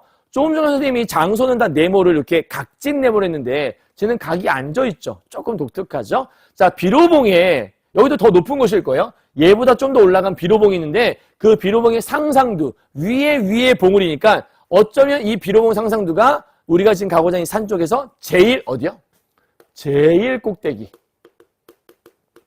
왜냐하면 상상두 위에 이에 있는 봉우리니까 그 제일 꼭대기에 올라보니 긴 니신고라고 돼 있어요. 여러분 잘 해석하셔야 돼요. 이때 올라보니가 여러분 해석을 요들이 한번 해볼게요. 저 비로봉 상상두에 올라보니까 긴 니신고라고 얘기하면 좀 이상하지 않아요, 여러분? 갑자기 뜬금없이 비로봉 상상두에 올라가더니 여기 누가 있지? 누가 있나? 이렇게 얘기하면 좀 이상하잖아. 그러니까 이거는 올라보니를 끊어서 해석을 하시는 게 좋아요. 본이, 그걸 읽으니까 본이가 되는 거죠. 그럼 어떻게 되는 거죠? 저 비로봉 상상두라는 꼭대기에 올라본 사람이 기니신고 누가 있을까? 이런 뜻이에요. 그러니까 누가 있을까라는 얘기는 과연 있을까의 의미를 담고 있기도 하겠죠. 자, 이게 왜 그런 거냐면 밑으로 와요. 동산 태산이 어느한 높다던고라고 얘기했어요. 동산과 태산 여러분 참고로 중국에 있는 산인데요. 여기서 여러분이 하나 이야기를 좀 아셔야 돼요. 자, 어디에 이야기냐면 동산은 노국하고 연결하고요. 태산은 천하로 연결할게요. 이렇게 두 개. 그리고 여기에 공자라는 사람의 이야기를 갖고 올게요. 자, 공자가 동산에 올라갔어요. 동산도 상당히 높은 산인데 그 높은 산인 동산에 올라가서 노국이 노나라거든요. 공자 시대에 봤던 그 노나라가 있는데 그 노나라를 봤더니 나라가 너무 작아 보이는 거야. 왜냐면 위에 올라가서 보면 좁아 보일 수밖에 없겠죠. 그러니까 아주 높은 산에 올라가서 나라를 봤더니 나라가 되게 작은데 그 작은 나라 안에서 사람들이 서로 권력 차지하겠다고 막 싸우고 있는 모습이 저 인간들 저 좁은 땅덩이 차지하겠다고 저러고 다투고 있다. 이렇게 얘기하는 거예요. 그러니까 공자가 보기에는 위에서 봤더니 너무 좁은 세상이었던 거야. 근데 그 산보다 좀 더 높은 태산에 올라갔더니 이번엔 천하가 되게 작아 보이는 거야. 그러니까 공자가 보기엔 노국과 천하가 굉장히 좁아 보이는데 그걸 차지하겠다고 서로 다투는 사람들의 모습이 좀 답답했던 거죠. 그러면 이렇게 높이 올라가서 저 세상 참 좁은 곳인데 저런 세상이 좁은 곳을 이라는 깨달음을 얻으려면 적어도 공자와 같은 경지는 돼야 되지 않을까? 그런 공자의 아주 높은 정신적 경지, 그 공자의 정신적인 높은 경지가 있어야 요 정도의 평가를 내릴 수 있다는 거죠. 근데 우리는 동산과 태산에 올라가서 노국이 좁다? 여러분 노국은 중국이잖아요. 중국이 좁다란 말을 우리가 어떻게 말할 수 있겠어? 우리나라가 훨씬 더 작은데. 그러니까 우리 입장에서는 중국이 좁다? 이런 건 상상도 할 수 없어. 근데 공자는 그 넓은 중국을 참 좁다라고 얘기할 정도로 마음이 넓은 사람이었다는 뜻인 거잖아요. 그렇죠? 그러니까 동산 태산이 어디가 더 높을까? 노국이 좁은 줄은 우리가 모르겠어. 노국이 좁은 줄도 모르겠는데 넓고 넓은 그 천하를 어떻게 저렇게 적다고 얘기할 수 있지? 공자의 그 정신적 경지는 정말 대단한 걸. 이 정도의 경지가 되어야 이걸 알 수 있는 거 아닐까라고 얘기하는 거야.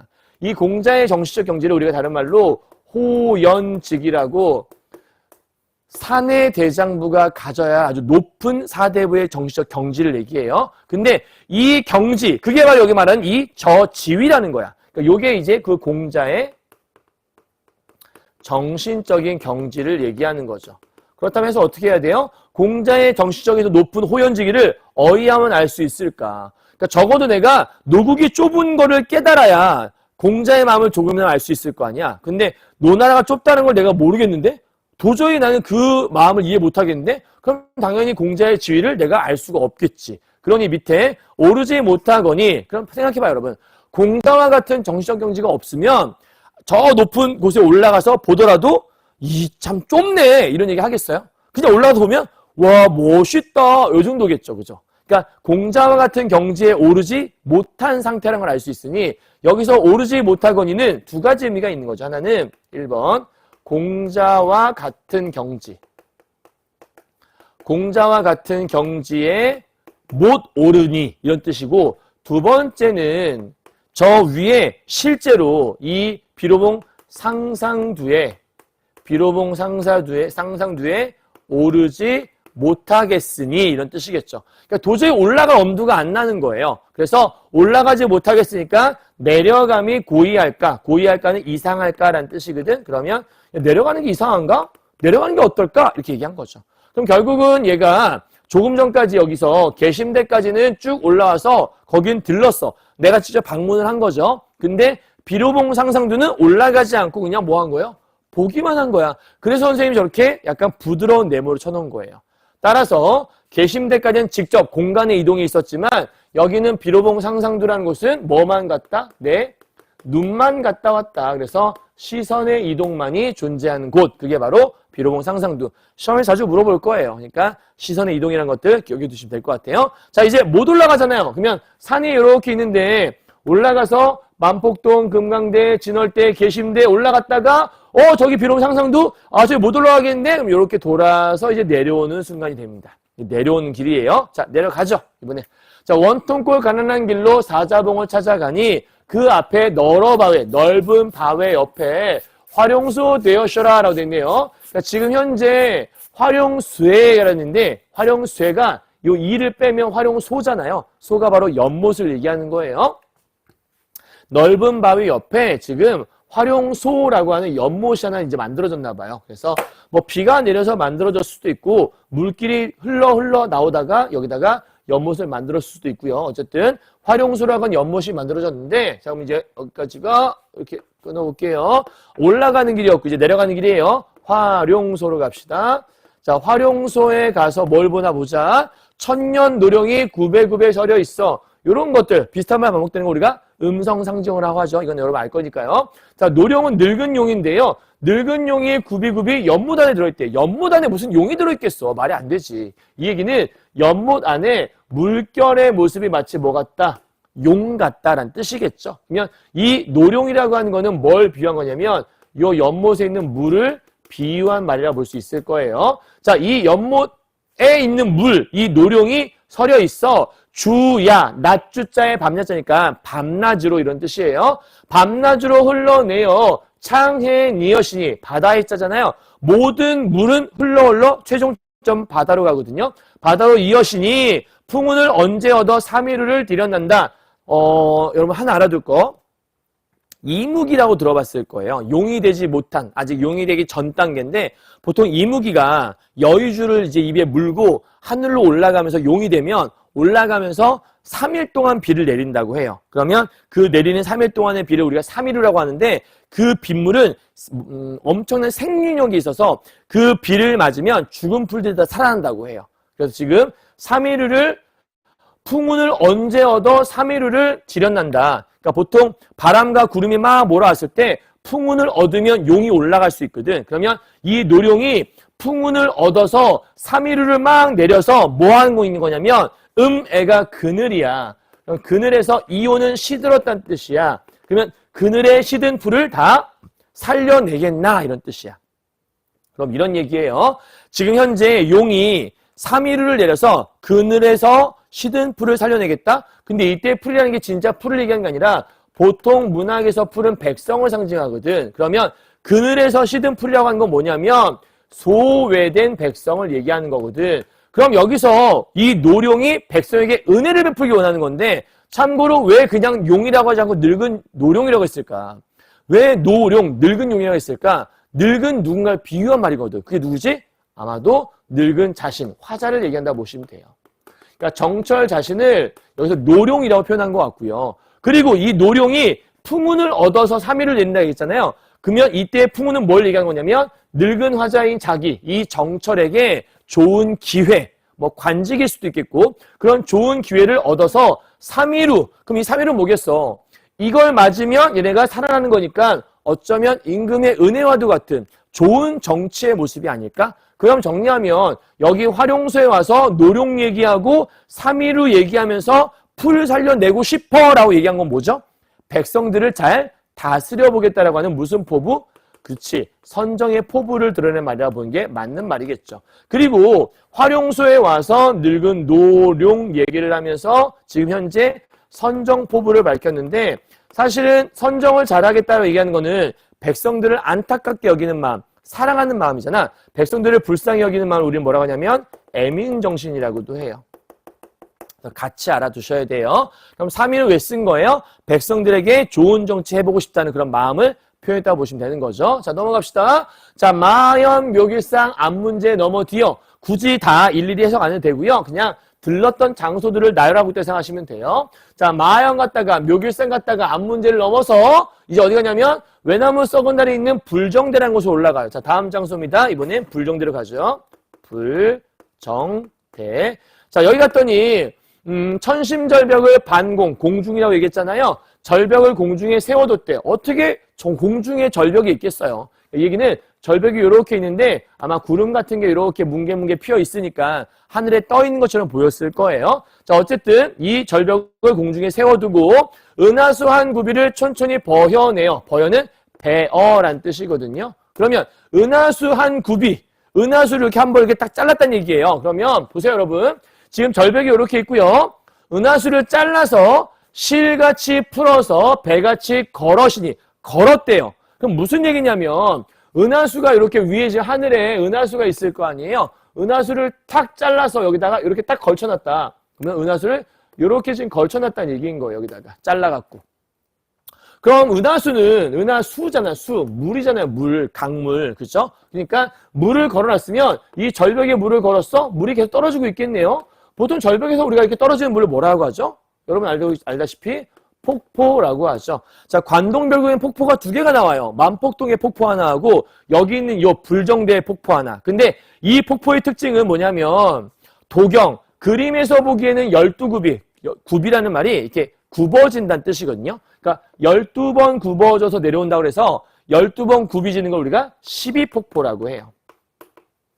그래서 금강산에 되게 유명한 폭포 이름이 12폭포가 있는 거예요. 그 12폭포였는데 내가 보기엔 여러이라 더 많이 되는 것 같다는 거예요. 12번이 아니라 한 30번은 되는 것 같은데 이런 얘기인 것 같아요. 어쨌든 몇 번인 건 중요하지 않고요. 그 12폭포가 있는데 중요한 건 밑에요. 이적선.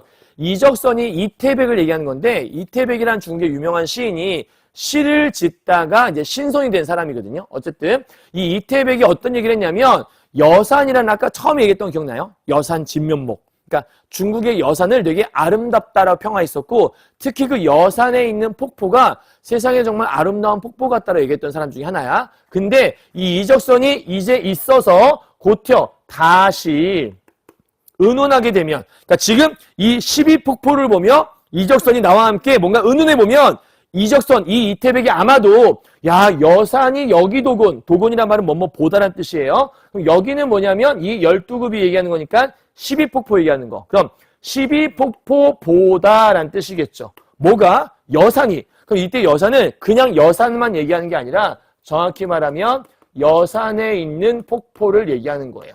그 여산의 폭포가 여기 12폭포보다 낫단 말을 못할 것 같은데 이런 뜻이야. 자, 아까 얘기했지만 중국의 것과 비교하면 뭐 하는 거라고요?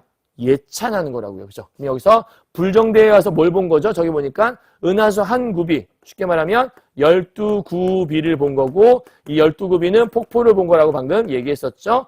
이걸 보면서 야 여산이 여기로 낫다고 못할 것 같은데 뭐 하는 거죠? 그렇죠. 예찬하는 거죠. 오케이. 자, 하나씩 잡고 있어요. 장소, 그다음에 본 거, 그다음에 감상 적고 있어요. 넘어갑시다. 자, 산중은 매양무랴. 자, 우리 지금 내려오는 길이었잖아요. 맨날 산만 보냐? 이젠 동해로 가보자. 드디어 이제 산이 끝난 거죠. 긴 시간 달려왔는데 여기까지가 산의 이야기였고요. 이젠 바다로 가야 됩니다.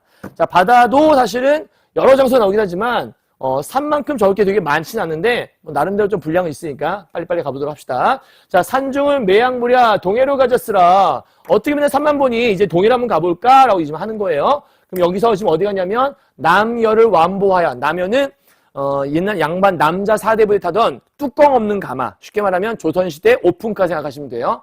그러니까 조선시대 약간 위에 뚜껑 없는 차. 이렇게 생각하시면 될 것 같아요. 자, 이걸 타면서 산영류에 올라가니, 어디다 쓸까요? 노란색을 쓸게요. 왜 굳이 노란색을 쓰는 거냐면, 산영류는 산과 바다의 중간 지점이라 그래요. 그러니까 여기는 싹 다 산의 이야기인데, 여기는 이제 산에서 이제 바다로 넘어가는 그 중간, 가운데점이에요. 자, 산영류에 올라가니, 누니까 누각 얘기하는 거겠네요. 자, 영농벽 개와 수성 뒤에 듀. 어려우면 끝에 것만 해석하셔도 어렵지 않아요, 여러분. 자, 개라는 거. 그 다음에 듀오라는 거. 세조자예요, 세조자. 저 개자는 신의 개자고요. 그래서 벽개하면 푸른 시냇물인데 그냥 쉽게 설명해서 시냇물과 듀오니까 새가 이렇게 해석하시면 돼요. 자, 시냇물과 새가 이별을 원하는데 이 원자는 원망하다 할 때 원자니까 새와 시냇물이 이별을 원망하는 것 같아. 하나만 좀 집어넣어 볼까? 여기에 나와의 이별을 원망하는 것 같아. 쉽게 말하면 이런 거죠. 시냇물과 새가 야, 갈 거야? 진짜 갈 거니? 너 산 떠나 이제 진짜 바다로 갈 거야? 우리도 갈 거야? 너무한다! 이렇게 얘기하는 거야. 그럼 얘들아, 산과, 아니, 시냇물과 새가 나한테 얘기할 수가 있나, 그렇게? 아니, 무슨 새가 너 진짜 갈 거야? 이렇게 얘기하겠어. 시냇물이 졸졸졸졸 흐르면서 갈 거야, 요요요, 이렇게 얘기하겠어요? 그건 아니겠죠. 그러니까 아마 시냇물 소리가 들리고 새가 짖는 소리가 있는데 그 소리가 나한테는 어떻게 들리는 거야? 너 진짜 갈 거니? 하는 소리 좀 들린다는 거죠. 그럼 결국은 얘네들이 나를 원망한다? 그럴 리가 없어요. 누가 여길 떠나기 싫은 거예요? 내가 떠나기 싫은 거죠. 그러니까 사실 내가 이 이별을 원망하는 건데, 이렇게 이별해야만 하는 이 상황에 대해 원망하는 건데, 마치 쟤네가 원망한다는 것처럼 써 있으니까, 이런 걸 우리가 주인과 손님이 바뀌어 있다 그래서 주객전도라고 하는 거고요.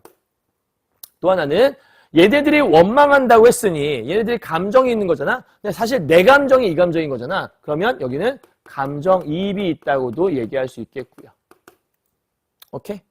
그리고 쟤네한테 감정이 있다는 건 사실 감정은 사람만이 가질 수 있는 거거든요. 그렇게 본다면 이거는 의인화된 거라고도 볼 수 있겠고 많은 것들을 설명할 수 있겠네요. 그죠? 자, 어쨌든 이런 상황 속에서 전기를 떨치니 오색이 넘는한다. 국악을 섞어보니 해운이 다 거치는 듯. 말 좀 어려운 것 같지만 전기는 깃발이고요. 자, 관차선 앞십니다 하면서 깃발을 딱 드니까 오색 깃발이 막 펄럭펄럭거렸다. 고각할 때 각자가 나팔 각자예요. 나팔을 뿌뿌 이렇게 부니 관차선 나가십니다. 뿌 이렇게 부니까 해운 구름이 거치는 것 같았다. 그러니까 그 소리에 구름이 거치는 것 같았어 라고 지금 얘기하는 거죠. 그러니까 이거는 그냥 행렬의 모습을 묘사한 거라 보시면 되는 거고요. 자, 명사길 모래에 니그는 익숙하다는 뜻이니까 모래길에 익숙한 말이 취선, 취한 신선을 빚기 싫어. 그러니까 지금 말 한 마리가 취한 신선 태우고 가고 있다는 뜻인데 신선이 갑자기 있을 리가 없잖아. 그럼 당연히 이건 누구겠어요? 화자죠. 어떤 화자? 취한 화자겠죠. 그럼 얘 자꾸 왜 자기 신선이라고 그래? 취해서 그래. 취한 화자라서 술이 취해갖고 자기 자꾸 신선이라 하는 것 같아. 어쨌든 취한 신선을 빚기 싫어. 바다의 곁에 두고 해당한 꽃밭으로 들어가니 백구야. 자, 이 꽃밭에 백구라는 갈매기가 있었나 봐요. 바다 쪽이니까. 갈매기야, 나지 마라. 날아가지 마. 얘들아, 백구한테 말을 걸고 있잖아. 우리가 말을 걸 수 있는 대상은 사람밖에 없어요. 근데 쟤는 자연물이니까 자연물한테 말을 걸어? 아하, 이거 무슨 나? 의인화라고 볼 수 있겠고 말을 건네는 어투란 말은 당연히 쓸 수 있어요. 자, 내 버딘 줄 어찌아니? 그럼 얘들아, 산영로에 가서 뭘 봤냐면 현재 영농백개라는 시냇물을 봤고 그 다음에 새 한 마리를 봤단 말이에요. 그럼 시냇물과 새를 통해서 얘기하고 싶었던 거 뭐였냐면 감정이입을 통해서 이별이 싫은, 이별에 대한 원망. 그러니까 걔네들을 원망하는 건 아니에요. 그죠? 이별 상황에 대한 원망이라고 볼 수 있는 것들. 요런 게 있었고 또 하나가 백구가 있었는데 산영루 지나서 이 백구란 곳에서는 뭘 통해 얘기했냐면 야, 내가 너의 친구인 줄 어찌하니? 그럼 친구란 얘기는 함께 어울려 놀아보자는 얘기니까 자연물과 함께 어울려 논다는 얘기는 우리가 뭐라고 얘기할 수 있냐면 한 덩어리가 되었다. 무라일체란 말을 쓸 수 있죠. 그래서 백구가 고전시가 속에 나오게 되면 거의 90% 이상이 다 이렇게 의인화된 표현으로 친구가 되어 함께 놀아보자는 의미에서 무라일체로 가는 경우가 많으니까 같이 챙겨두시면 좋을 것 같아요. 됐나요, 여기까지요? 자, 긴 시간 돌아왔는데 이제는 바다로 가야 됩니다. 자, 지치지 말고 갑시다. 자, 이번엔 금남굴 돌아들어 총석정 올라갈 거예요. 자, 여기까지가 이제 산 얘기였어요. 이제 어디 간다고요? 바다 간다고요? 자, 지울게요, 여러분. 자, 갑시다. 자, 이번에는 총석정이라는 곳으로 가겠습니다. 총석정에 올랐더니, 자, 정하니까 우리 정자 생각하면 된다 그랬어요. 총석정에 올라서 백옥루 남은기둥 다만 넷이 서 있구나. 일단 저기 총석정이라는 곳에 가게 되면 바다 쪽에 기둥 4개가 서 있어요. 실제로요. 그래서 기둥 4개가 뻑하고 서 있는데 그 기둥 4개가 마치 뭐 같냐면 백옥루에 남은 기둥이 서 있는 것 같다는 거야. 근데 백옥루 여러분 아셔야 돼요. 백옥루가 뭐냐면 옥황상제가 머무는 곳, 즉 옥황상제의 궁궐을 우리가 백옥루라고 해요. 그럼 이렇게 천상세계의 옥황상제의 공간인데 그 옥황상제가 있었던 그 대궐에 남은 기둥 4개만 여기 한 그 강 바다 위에 서 있는 것 같은데 이렇게 얘기하는 거야. 근데 그 기둥이 어떻게 돼 있냐면 위에 이렇게 육면체처럼 돼 있어. 그래서 밑에 보면 육면이란 말이 나와 있는 거거든. 어쨌든 중요한 건 지금 현재 어디 갔냐? 총석정에 갔다. 총석정에 가서 뭘 봤나 했더니 4개의 남은 기둥을 봤다. 요게 사실 얽힌 이야기가 있는데 네 명의 화랑이라고도 하고 네 명의 신선이라고도 해요. 그 화랑이 신선이 됐다고 얘기하기도 하니까. 어쨌든 그 네 명의 신선이 이 기둥에 각자 한 명씩 앉아서 술을 마시며 시를 논하기도 하고 즐기다 갔다고 해요. 그래서 이 기둥을 우리가 뭐라고 하냐면 사선봉이라고 합니다. 그래서 여기는 총석정에 가서 뭘 본 거냐면 사선봉을 본 거예요. 자, 근데 이 사선봉의 모습이 어땠냐면 공슈, 전설 속의 장인이거든요. 그래서 공슈의 성령인가? 전설 속의 장인이 만든 건가? 귀부, 귀신의 도끼로 다듬은 건가? 이렇게 얘기하고 있는 거예요. 자, 그러면 이렇게 얘기했다는 건 뭐랑 똑같은 거냐면 야, 이건 사람의 솜씨가 아닌데? 라고 얘기가 똑같은 거죠. 그 얘기의 포인트는 뭐인 거냐면 요거는 한마디로 얘기해서 대단하다라고 뭐 하는 거죠? 예찬하는 거죠. 그죠? 그러니까 지금 총석정에서 사선봉 보면서 와, 대단해요. 뭐 느끼고 있어요? 예찬하고 있는 거예요. 이건 마치 앞에서 봤던 저런 거와 똑같은 건데 산에서 얘기할 때 와, 칼로 말하는가 붓으로 그려낸가 이런 표현들이 있거든요. 그러니까 이거 마치 신이 만든 것 같아. 이거 똑같은 표현이라고 보시면 될 것 같아요. 구태야 육면은 무엇을 상토던고. 저 육면은 뭘 보뜬 걸까라고 궁금해하기도 하고요. 자, 넘어갑니다. 고성을 저만큼 두고 3일포로 찾아갔어요. 이번엔 간단하죠. 방금 봤던 여긴 총석정 지났고요. 이번엔 3일포로 갔어요. 산에 비하면 짧게 끝나니까 잘 보셔야 돼요. 자, 3일포는 어떤 공간이냐면 단서는 완연하되 단서가 사선이 지었던 시 작품들을 얘기하는 생각하시면 돼요. 붉은 글씨란 뜻인데 그들이 남긴 작품이란 뜻이에요. 자, 작품은 완연 여전히 있는데 사선은 어디가 있을까? 아까 그 네 명의 화랑이자 신선 얘기했잖아요. 얘들이 어디가 있나? 지금 얘가 3일포에 가서 뭘 찾고 있는 거냐면 신선의 흔적을 찾아내고 있는 거야. 얘는 지금 현재 신선의 뒷공문을 이렇게 따라가고 있는 것 같아. 신선 어디가 있는 거지? 자꾸 신선 찾아. 아니 왜 갑자기 바다 가서 신선 타령이지? 왜 신선 찾는 거지? 그게 중요해. 얘는 자기도 모르는 사이에 지금 신선을 찾고 있는 거거든? 얘가 왜 자꾸 신선 찾아내고 있는 걸까는 맨 마지막 결사에서 결론이 나와요. 계속 갈게요. 여기서 사흘 머문 후에 어대가 또 머물고, 자, 3일포란 이름의 유래가 있어요. 이 사선이 3일 동안 놀다 갔다 그래서 3일포라고 해요. 그게 사흘이란 뜻이거든요. 그럼 결국은 3일포에 가서 뭘 본 거냐면 사선의 그 흔적들을 본 거죠. 그래서 저 단서를 보게 된 거고, 여기서 놀다가 어디가 있을까? 선우담, 영랑호 거기가 있나? 청간정과 만경대 거기 몇 곳에 앉아봤지? 그러니까 쉽게 말하면 얘네들이 지금 어디가 있는 거야? 설마 선유담 가 있나? 영랑호 거기가 있나? 아닌가? 청간정에 몇 군데 올라갔었나? 아니면 만경대 몇 군데 올라가 있었나? 라고 얘네들이 지금 간 곳들을 추측해 보고 있는 거예요. 별거 적을 거 없죠? 땡. 적을 거 없어요. 그냥 이렇게만 하고 넘어갈게요. 다음이에요. 이화남 발서지고 접동새 슬피우로. 이화는 백꽃을 얘기하는 건데 여러분 꽃 중에서 이화는 봄을 상징해요. 계절감시어예요. 자, 그러면 이화가 벌써 졌다는 얘기는 봄이 뭐하고 있다? 끝나가고 있다. 우리 3월에 시작했잖아요. 그래서 현재 지금 이화가 졌다는 얘기는 봄이 가고 있다 이런 뜻이고 접동새가 슬피우러. 그럼 얘 왜 울겠어요? 아마도 봄이 가는 걸 슬퍼하며 울고 있는 거겠죠. 그죠? 그러니까 접동새가 슬피 운다고 했으니 접동새 울 리가 없는데 제가 왜 운다고 얘기했을까? 내 마음이 슬퍼서 그런 거 아닐까? 그렇다면 이 접동새는 무슨 이입이 될 수 있을까? 감정이입이 될 수 있겠죠. 감정이입이라면 자연물이 감정을 지니고 있을 때 그 감정과 내 감정이 일치할 때를 얘기하는 거예요. 일치할 수밖에 없는 건 내 마음이 그래서 제가 그렇다라고 느끼는 바를 얘기하는 거거든요. 어쨌든 봄이 가고 접동새가 슬피 울 때 낙산 동반으로 의상대에 올라앉아. 자, 이번엔 다음 장소예요. 의상대로 올라갔어요. 의상대는 중요합니다, 여러분. 3일포에서 아까 단서 봤다고 했으니까 그냥 단서 정도만 써놓을까요? 그리고 뭐 추측하고 호기심이 있었던 거니까.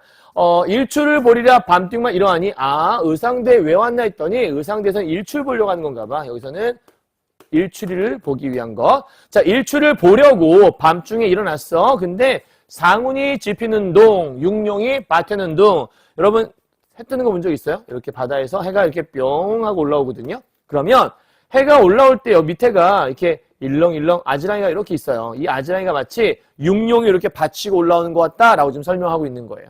그리고 상우는 상서로운 구름인데 해가 뜰 때 주변이 뻘겋게 되잖아요. 그 빨간 모습이 뭔가 되게 상서로운 느낌. 뭔가 좀 되게 뭐랄까 되게 신성한 느낌? 이렇게 생각하시면 될 것 같아요. 그런 느낌이 주고 있다. 그리고 바다를 떠날 때는 만국이 이리더니, 그러니까 얘가 바다를 이렇게 뿅 하고 올라올 때는 온 세상에 이글이글 이렇게 울렁울렁 이러더니 천중은 하늘 가운데니까 이 해가 이렇게 한가운데 이렇게 하늘 가운데 딱 떴을 때 그때는 호발. 호발이 털럭발자인데 사실은 이제 털을 얘기하는 거라서 머리털, 몸에 있는 그런 털들을 얘기해요. 그런 털들을 헤리려다 다 헤아릴 수 있을 것 같대. 그 정도로 이 해가 뭐 하다는 얘기냐면 되게 밝다라는 얘기를 하는 거죠. 그럼 결국은 요 세 줄의 핵심 포인트는 뭐냐면 해가 뜨는 걸 우리가 일출이라고 하잖아요. 이 일출이 되게 멋있다. 일출의 장관을 뭐하고 있는 부분이야? 예찬하고 있는 부분인 거죠. 따라서 의상대 가서 일출 받고 여기에 대해서도 와 멋있어요. 예찬하는 부분이라고 보실 수 있어요. 근데 하나 더 있어요. 지금 해 얘기했잖아요. 이 해라고 하는 건 기본적으로 고전 시가에서 누구 상징할 수 있냐면 임금님을 상징할 수 있단 말이에요. 그래서 밑에 아마도 열구름 근처에 머물시라. 뭔 얘기냐면 자 녀다 가다란 뜻이에요. 그러면 열구름은 가는 구름인데 사실 이 구름은 이런 뜻이 있죠. 해가 있으면 해 앞을 구름이 딱 막으면 해를 볼 수가 없잖아요. 그럼 이 구름은 해를 막을 수 있는 존재예요. 근데 해는 임금이라고 얘기할 수 있다고 얘기했으니까 이때 구름은 누굴 얘기할 수 있냐면 간신배를 상징할 수 있고 그러면 지나가는 간신배, 즉 지나가면서 왕 앞을 막는 그 간신배 근처에 머물쉐라. 자, 리을쉐라는 뭐뭐일까 두려워란 뜻이죠. 그러면 그 해가 이 구름 근처에 머물까봐 두려운데 라는 얘기는 임금님께서 간신배 옆에 있을까봐 무서워 이런 얘기니까 결국은 누구 걱정하는 거냐면 임금님에 대한 걱정이죠. 그래서 우국지정이라는 말을 쓸 수 있는 거예요. 그럼 오른쪽에 일출을 통해서 예찬하기도 했지만 더불어서 임금님 걱정하고 있네요. 우국지정의 마음도 함께 가져가야 할 것 같아요. 자, 그리고 나서 시선은 어디 가고 해타만 남았나니 자 시선 아까 시를 짓던 신선이니까 이태백 얘기하는 건데 그 이태백은 어디 가고 해타가 사실은 뭔가 그 가래 같은 거를 얘기하는 건데 그러니까 뭔가 뱉은 거 사람 몸에서 나오는 어떤 침과 가래 같은 거 얘기하는 건데 이때 해타는 내가 뱉어낸 것 그러니까 시인이 뱉어낸 것은 보통 작품을 뱉어낼 수 있잖아. 몸에 있는 말을 뱉어서 작품을 만들 거니까 요 해타는 앞에서 말했던 단서와 비슷하게 그냥 작품이라 해석하시면 될 것 같아요. 그래서 시선은 어디 가버렸니? 작품은 남아있는데 이런 뜻이야. 천지간의 장한 기별. 그러니까 이런 멋있는 어떤 이런 소식들을 자세히도 하셔이고 어디다가 이 작품에다 적어놨나 보죠. 그런 얘기하는 것 같아요. 자 넘어갑니다. 자 사양연산의 척척촉축인데 저게 척척촉축이 아니고 사실은 그 척촉인데 옆에 척축은 한문으로 써있고 한글로 써있는 걸 한 번에 가져오다 보니까 척척촉축이라 되어 있는 거예요. 그냥 이렇게 보시면 돼요. 척촉이 뭐냐면 철쭉꽃 얘기하는 거예요. 철쭉꽃. 그래서 철쭉꽃을 문이 밟아. 그러니까 철쭉꽃 밭을 갔나 보죠. 꽃밭을 밟으면서 우계주륜이 경포로 내려갔어. 우계주륜이 뭐냐면 신선이 타는 수레거든. 또 신선 타령하지. 그러니까 아마도 얘가 타는 가마인데 그 가마를 신선이 타는 수레라고 얘기했던 것 같아. 술 취했던 거 아닌가 싶어요. 조심스럽게 얘기해보자면 술 취해서 우계지륜을 내가 타고 있구나. 그러니까 밑에서 이제 부하들은 그래서 우리 주인 또 시작이다. 우계지륜 갑니다. 뭐 그래서 달리고 있는 게 아닐까 좀 싶기도 해요. 어쨌든 경포. 다음 장소는 경포로 갑니다. 여러분 경포대 가본 사람인지 모르겠는데요. 경포에 가면 옆에 이렇게 바다가 있어요. 여기 이제 경포 바다가 있고요. 여기에 길이 이렇게 있고 요 길 옆에 이렇게 하나 호수가 하나 있거든요. 여기를 우리가 경포 호수라고 해요. 그래서 이 길을 기점으로 이쪽에는 호수가 있고 이쪽엔 바다가 있다 이렇게 생각하시면 돼요. 자 여기서 이 경포는 경포 호수를 얘기합니다. 그래서 이 경포 호수로 내려가니 심리 빙환을 다리고 고퇴다려. 빙환이라고 하는 건 얼음비단 얘기하거든요. 얼음비단. 그래서 경포 호수에 갔더니 그 호수가 마치 얼음비단을 이렇게 쫙 다려놓은 것 같다. 그럼 얘들아 비단은 이렇게 쫙 펼쳐놓으면 평평해요? 아니면 이렇게 쭈글쭈글해요? 비단은 평평하죠. 그러니까 여기서 얼음 비단이라고 표현한 이유는 뭐냐면 그렇게 물살이 잔잔하다라는 얘기를 하고 싶었던 거야. 그래서 여기 있는 이 호수가 마치 얼음 비단 같다. 그러면 경포에 가서 뭘 봤나 봤더니 빙환이라고 하는 얼음 비단 봤는데 사실은 얼음 비단은 잔잔하다는 것을 뭐 하기 위한 거야? 예찬하기 위해 가져온 거라 볼 수 있겠죠. 자 그리고요. 량송 우른 속에 양 길장자의 소나무 송자 긴 소나무가 울창한 그 속에 슬가장 펴져 있으니 요 호수가 이 소나무 숲 안에 펼쳐져 있다는 얘기야. 실제로 호수 주변에 이렇게 해서 소나무가 있다는 얘기인 거죠. 소나무가 이렇게 있는데 요 한가운데 호수가 있다. 그래서 물결이 자도자샤 잔잔하게도 잔잔하다. 그래서 모래를 헤아릴 정도로 뭐하다? 맑고 깨끗하다 이런 얘기 하는 거야. 그러니까 맑고 깨끗해 얼음비단 같아 다 예찬하는 거라 볼 수 있겠죠. 그리고 고주, 배어, 해람 타고 정자의 위에 올라가니 그러니까 지금 여기 한가운데 섬 같은 게 있는데 여기 섬 한가운데 정자 같은 게 있나 봐요. 거기 이제 배를 타고 가서 올라간 거예요. 자, 올라가서 보니까 강문도 넘은 곁에 대양. 여기 위에 올라서 보면 여기 길이 있었고 저 근처에 바다 있다고 얘기했잖아. 그러니까 정자에 딱 올라서 보니까 여긴 호수인데 저기 바다가 있네? 이렇게 봤다는 얘기겠죠. 그래서 대양이 거기에 있구나. 넘어갑니다. 종용하다 이기상. 그 바다의 모습이 종용하다, 조용하다는 뜻이에요. 너무나 조용하다, 고요하다, 그리고 활원하다. 바다는 넓잖아요. 너무나 넓구나 저 경계가. 우리가 보통 이렇게 있을 때 여기가 이게 바다면 이거 수평선이라고 하죠. 그리고 위에가 하늘이잖아요. 여기가 하늘, 바다가 아니라 여기는 하늘. 그래서 바다 끝이 저 끝에 있는 것처럼 보일 때 많잖아요. 그죠? 그래서 바다가 넓기도 하다 저 경계가. 그럼 이것도 마찬가지인데 이 기상이 조용한 거고 경계가 넓은 거니까 앞뒤가 바뀌어있는 도치라고 볼 수 있겠다. 그죠? 이것도 도치에 해당하는 부분. 자, 이도곤 가잔데 또 어디 있단 말인고, 자, 가잔데라는 말은 갖춘데라는 뜻인데, 도곤은 뭐뭐 보다라는 뜻이라고 얘기했었죠. 그러니까 여기보다 이렇게 좋은 것들을 갖춘 곳이 또 어디 있단 말이냐? 없단 얘기잖아요. 무슨 법이에요?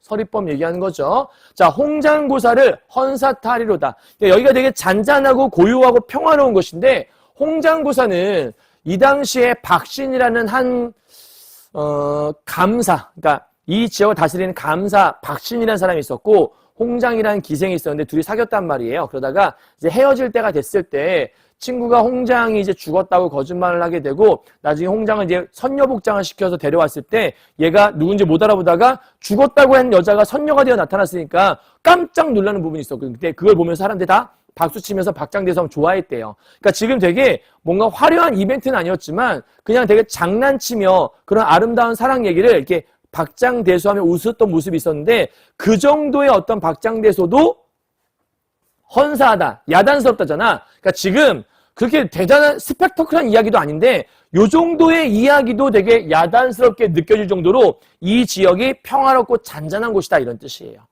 오케이? 그러니까 그런 비교를 하기 위해 가져온 것이라 볼 수 있겠고 어쨌든 이 이야기는 옛날 이야기니까 고사를 뭐 했다? 인용했다고 볼 수 있겠네요. 자, 강릉 대도호 풍속이 좋으시고 그러니까 이 지역의 풍속이 지금 일단 풍경 자체가 예쁘잖아. 좋은 풍경, 좋은 마을에서 자란 사람이 좋은 사람이 많이 된다고 하거든요. 그래서 밑에 절효정문인데 이 절자가 충절을 얘기하는 거고 효는 효겠죠. 그 다음에 정은 정절을 얘기하는 거예요. 그래서 충절을 지닌 사람을 우리가 충신이라고 하죠. 효를 지닌 사람은 효자라고 하고요. 그 다음에 정절 지닌 여자를 우리가 열녀라고 하죠. 열녀. 그래서 충신문, 효자문, 열녀문 그 세 개의 문이 골고리 고을마다 그러니까 지금 여기 경포 지역에서는 이 강릉 지역 가면 고을마다 열녀문하고 충신문하고 효자문이 많다는 얘기예요.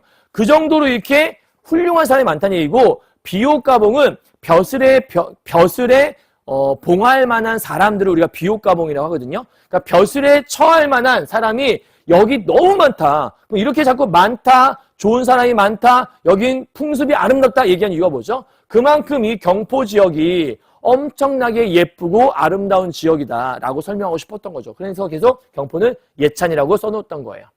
알겠죠? 자, 넘어갈게요. 그 다음 죽서루로 갑니다. 이번에는요. 이제 2개 남았는데 죽서루 마향점을 가면 돼요. 자, 죽서루에 갔더니 거기에 50천 날인물이 있어요. 자, 죽서루라는 곳에서 뭘 봤나 봤더니 50천 날인물을 봤대요. 적을게요. 죽서루 가요. 50천 날인물. 50천 물이라고만 쓸게요. 자, 이 물을 봤어요. 이 물이 태백산 그림자를 동해로 담아간대. 우리 아까 얘기했지만 물은 흘러 바다로 간다고 했잖아요. 근데 이 바다로 갈 물을 차라리 한강의 목명에 다이고죠. 구우죠. 뭐뭐하고 싶다였죠. 자, 목명은 남산 얘기하는 거예요. 남산 서울에 있죠. 그러면 한강의 남산에 닿게 하고 싶어. 뭐를? 이 물을요. 왜요? 거기에 임금님 계시니까요. 그래서 물이 흘러서 한강에 닿게 하면 내가 여기서 임금님 향한 마음을 여기다 담아내면 흘러서 임금님한테 갈 거 아니에요. 그럼 결국은 이 얘기는 임금님 생각난다 이런 뜻이잖아. 결국 이 얘기도 연군 지정이라고 얘기할 수 있겠네. 그치? 그러면 죽서류에서 50천 물을 통해서 연군 지정이라고 얘기할 수 있겠고, 이것은 마치 아까 제일 처음에 있었던 철원지역 동주에 갔을 때 와 삼각산 제일봉 보이는 것 같다 하고 똑같은 구절인 거죠. 오케이? 자, 또 하나요. 왕정이 유한하고, 자, 별표 제일 중요해요. 학교 시험이 됐든 수능이 됐든 문제집이 됐든 이 부분은 제일 중요한 파트입니다. 왜냐하면 처음에 얘기했지만 이 작품 속의 정철은 내적 갈등을 한다고 얘기했잖아요. 자, 왕정은 왕이 내린 명령으로서의 정치, 그러니까 내가 정치를 정치를 해야 될 시기가 정해져 있으니까 정치를 해야 되는 시기는 한계가 정해져 있고, 풍경, 자연 풍경 얘기예요. 슬미다는 싫다는 뜻이니까 이거는 싫지 않아 이런 뜻이고요. 그러면 정치를 해야 될 시간은 정해져 있고 자연을 즐기는 것은 싫지 않아. 쉽게 말하면 이런 거죠. 여러분 다음 주가 이제 연휴거든요.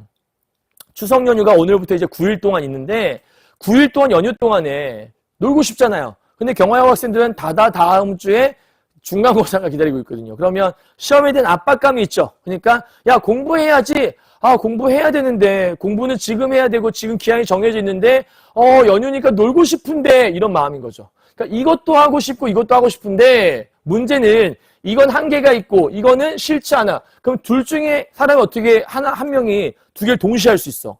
일을 하면 일을 해야 되고 놀려면 놀아야 되는데 둘 중에 뭘 해야 될까? 뭐 하는 거냐면 내적 갈등이 막 생겼던 거죠. 이 내적 갈등을 해소해야 되는 거예요. 그래서 이 죽서류에서 이렇게 연군정 얘기하다가 여기서 뭐가 생겼냐면 내적 갈등이 발생을 하게 된 거죠. 그래서 이러한 갈등 때문에 유회도 하도할샤 객수도 둘 데 없다. 근심 걱정 얘기하는 건데 근심과 걱정이 많기도 많고 둘 데가 없다. 그래서 차라리 신선이 타는 뗏목이라는 뜻인데 또 신선 타령이죠. 신선이 타는 뗏목을 띄워서 북두칠성으로 향해 볼까? 그러니까 그냥 가서 숨어버릴까? 이런 얘기하는 거 아닐까 싶어요. 자, 선인을 찾으러 단혈에 머무살까? 그러니까 지금 마음이 심란하니까 이렇게 해버릴까라고 생각하는 거지. 근데 이렇게 생각해도 이렇게 못할 거야. 왜냐하면 정치를 해야 되는 상황이거든. 여기까지 이해했죠? 오케이. 자, 다음 넘어가죠. 천근을 못 내보아. 그러니까 하늘의 끝을 내가 더 이상 볼 수 없어서 이번에 망향정에 올랐다는 얘기예요. 자, 망향정이라는 곳에 올라서 뭘 보나 봅시다. 망향정 올라왔더니 자, 마지막 장소예요.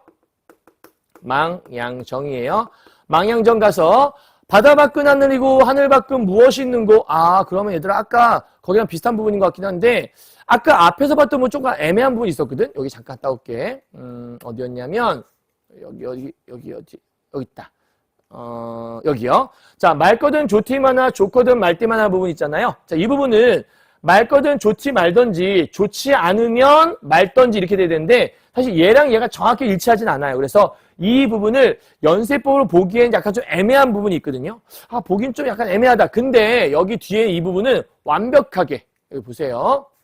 바다 밖은 하늘인데 그 하늘 밖은 무엇이 있지? 즉 원숭이 엉덩이는 빨간데 빨가면 사과네? 이런 뜻이죠. 그러니까 여기는 정확하게 무슨 법이 있는 거냐면 연세법이 있다라고 얘기할 수 있는 부분인 거예요. 이해하셨나요? 자, 그리고 나서 이게 뭔 얘기냐면 이렇게 아까 있을 때 밑에는 바다고 위에는 하늘이니까 와 바다 밖은 하늘이고 하늘 밖에 뭐가 있을까? 그러니까 저 넓은 세상에 대한 궁금증을 표현한 것 같은데 자, 가뜩이나 노안고에 누가 놀랄 건데 불거니 뿜거니 어지러이 굳었던데 얘들아 고래 동그라미, 은산 동그라미, 백설 동그라미. 지금 현재 고래와 은산과 백설을 봤다는 얘기인데 얘 지금 바다에 와 있잖아요. 그죠?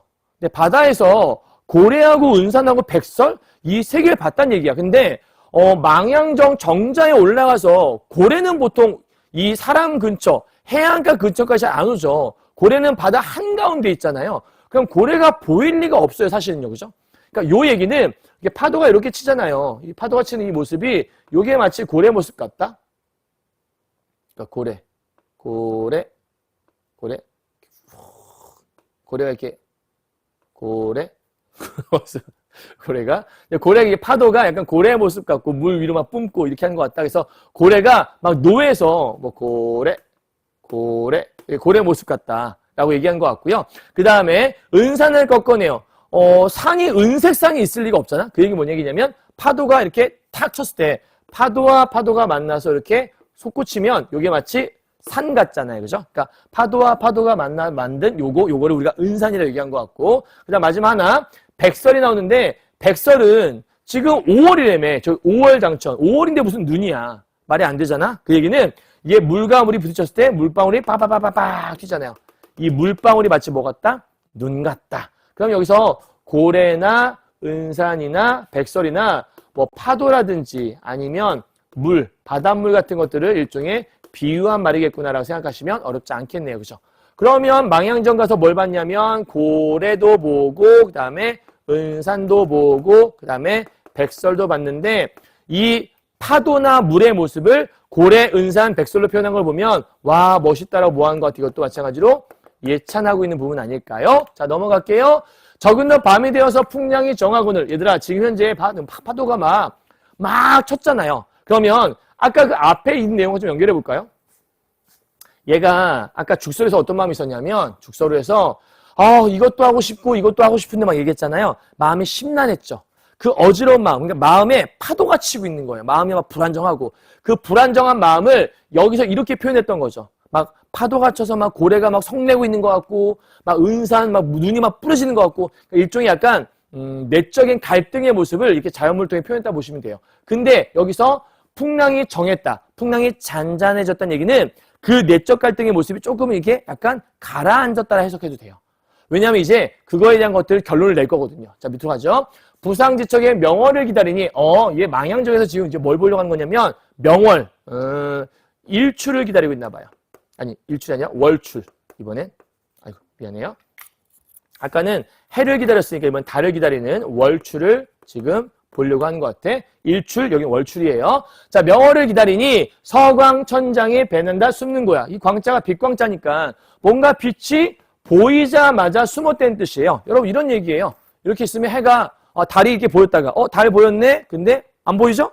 보이죠? 이런 얘기예요. 그러니까 지금 구름이 이렇게 있으면 달이 지나가다가 구름 없을 때는 보였다가 구름 있으면 안 보였다가 보였다. 이렇게 한다는 얘기라고 보시면 될 것 같아요. 그래서 이 빛이 보였다 안 보였다 하는구나. 주름을 고쳐 걷고 어깨를 다시 쓸면서 그러니까 지금 현재 경건한 마음으로 이제 계단도 쓸고 깨끗하게 그 다음에 계명성 돋도록 고쳐 앉아 자세를 막 이렇게 바로 앉아요. 막 고쳐서 앉아갖고 달을 봐야 되는데 왜냐하면 달은 아까부터 얘기하고 있는 달이나 별은 혹은 해는 임금님 상징할 수 있다고 얘기했잖아.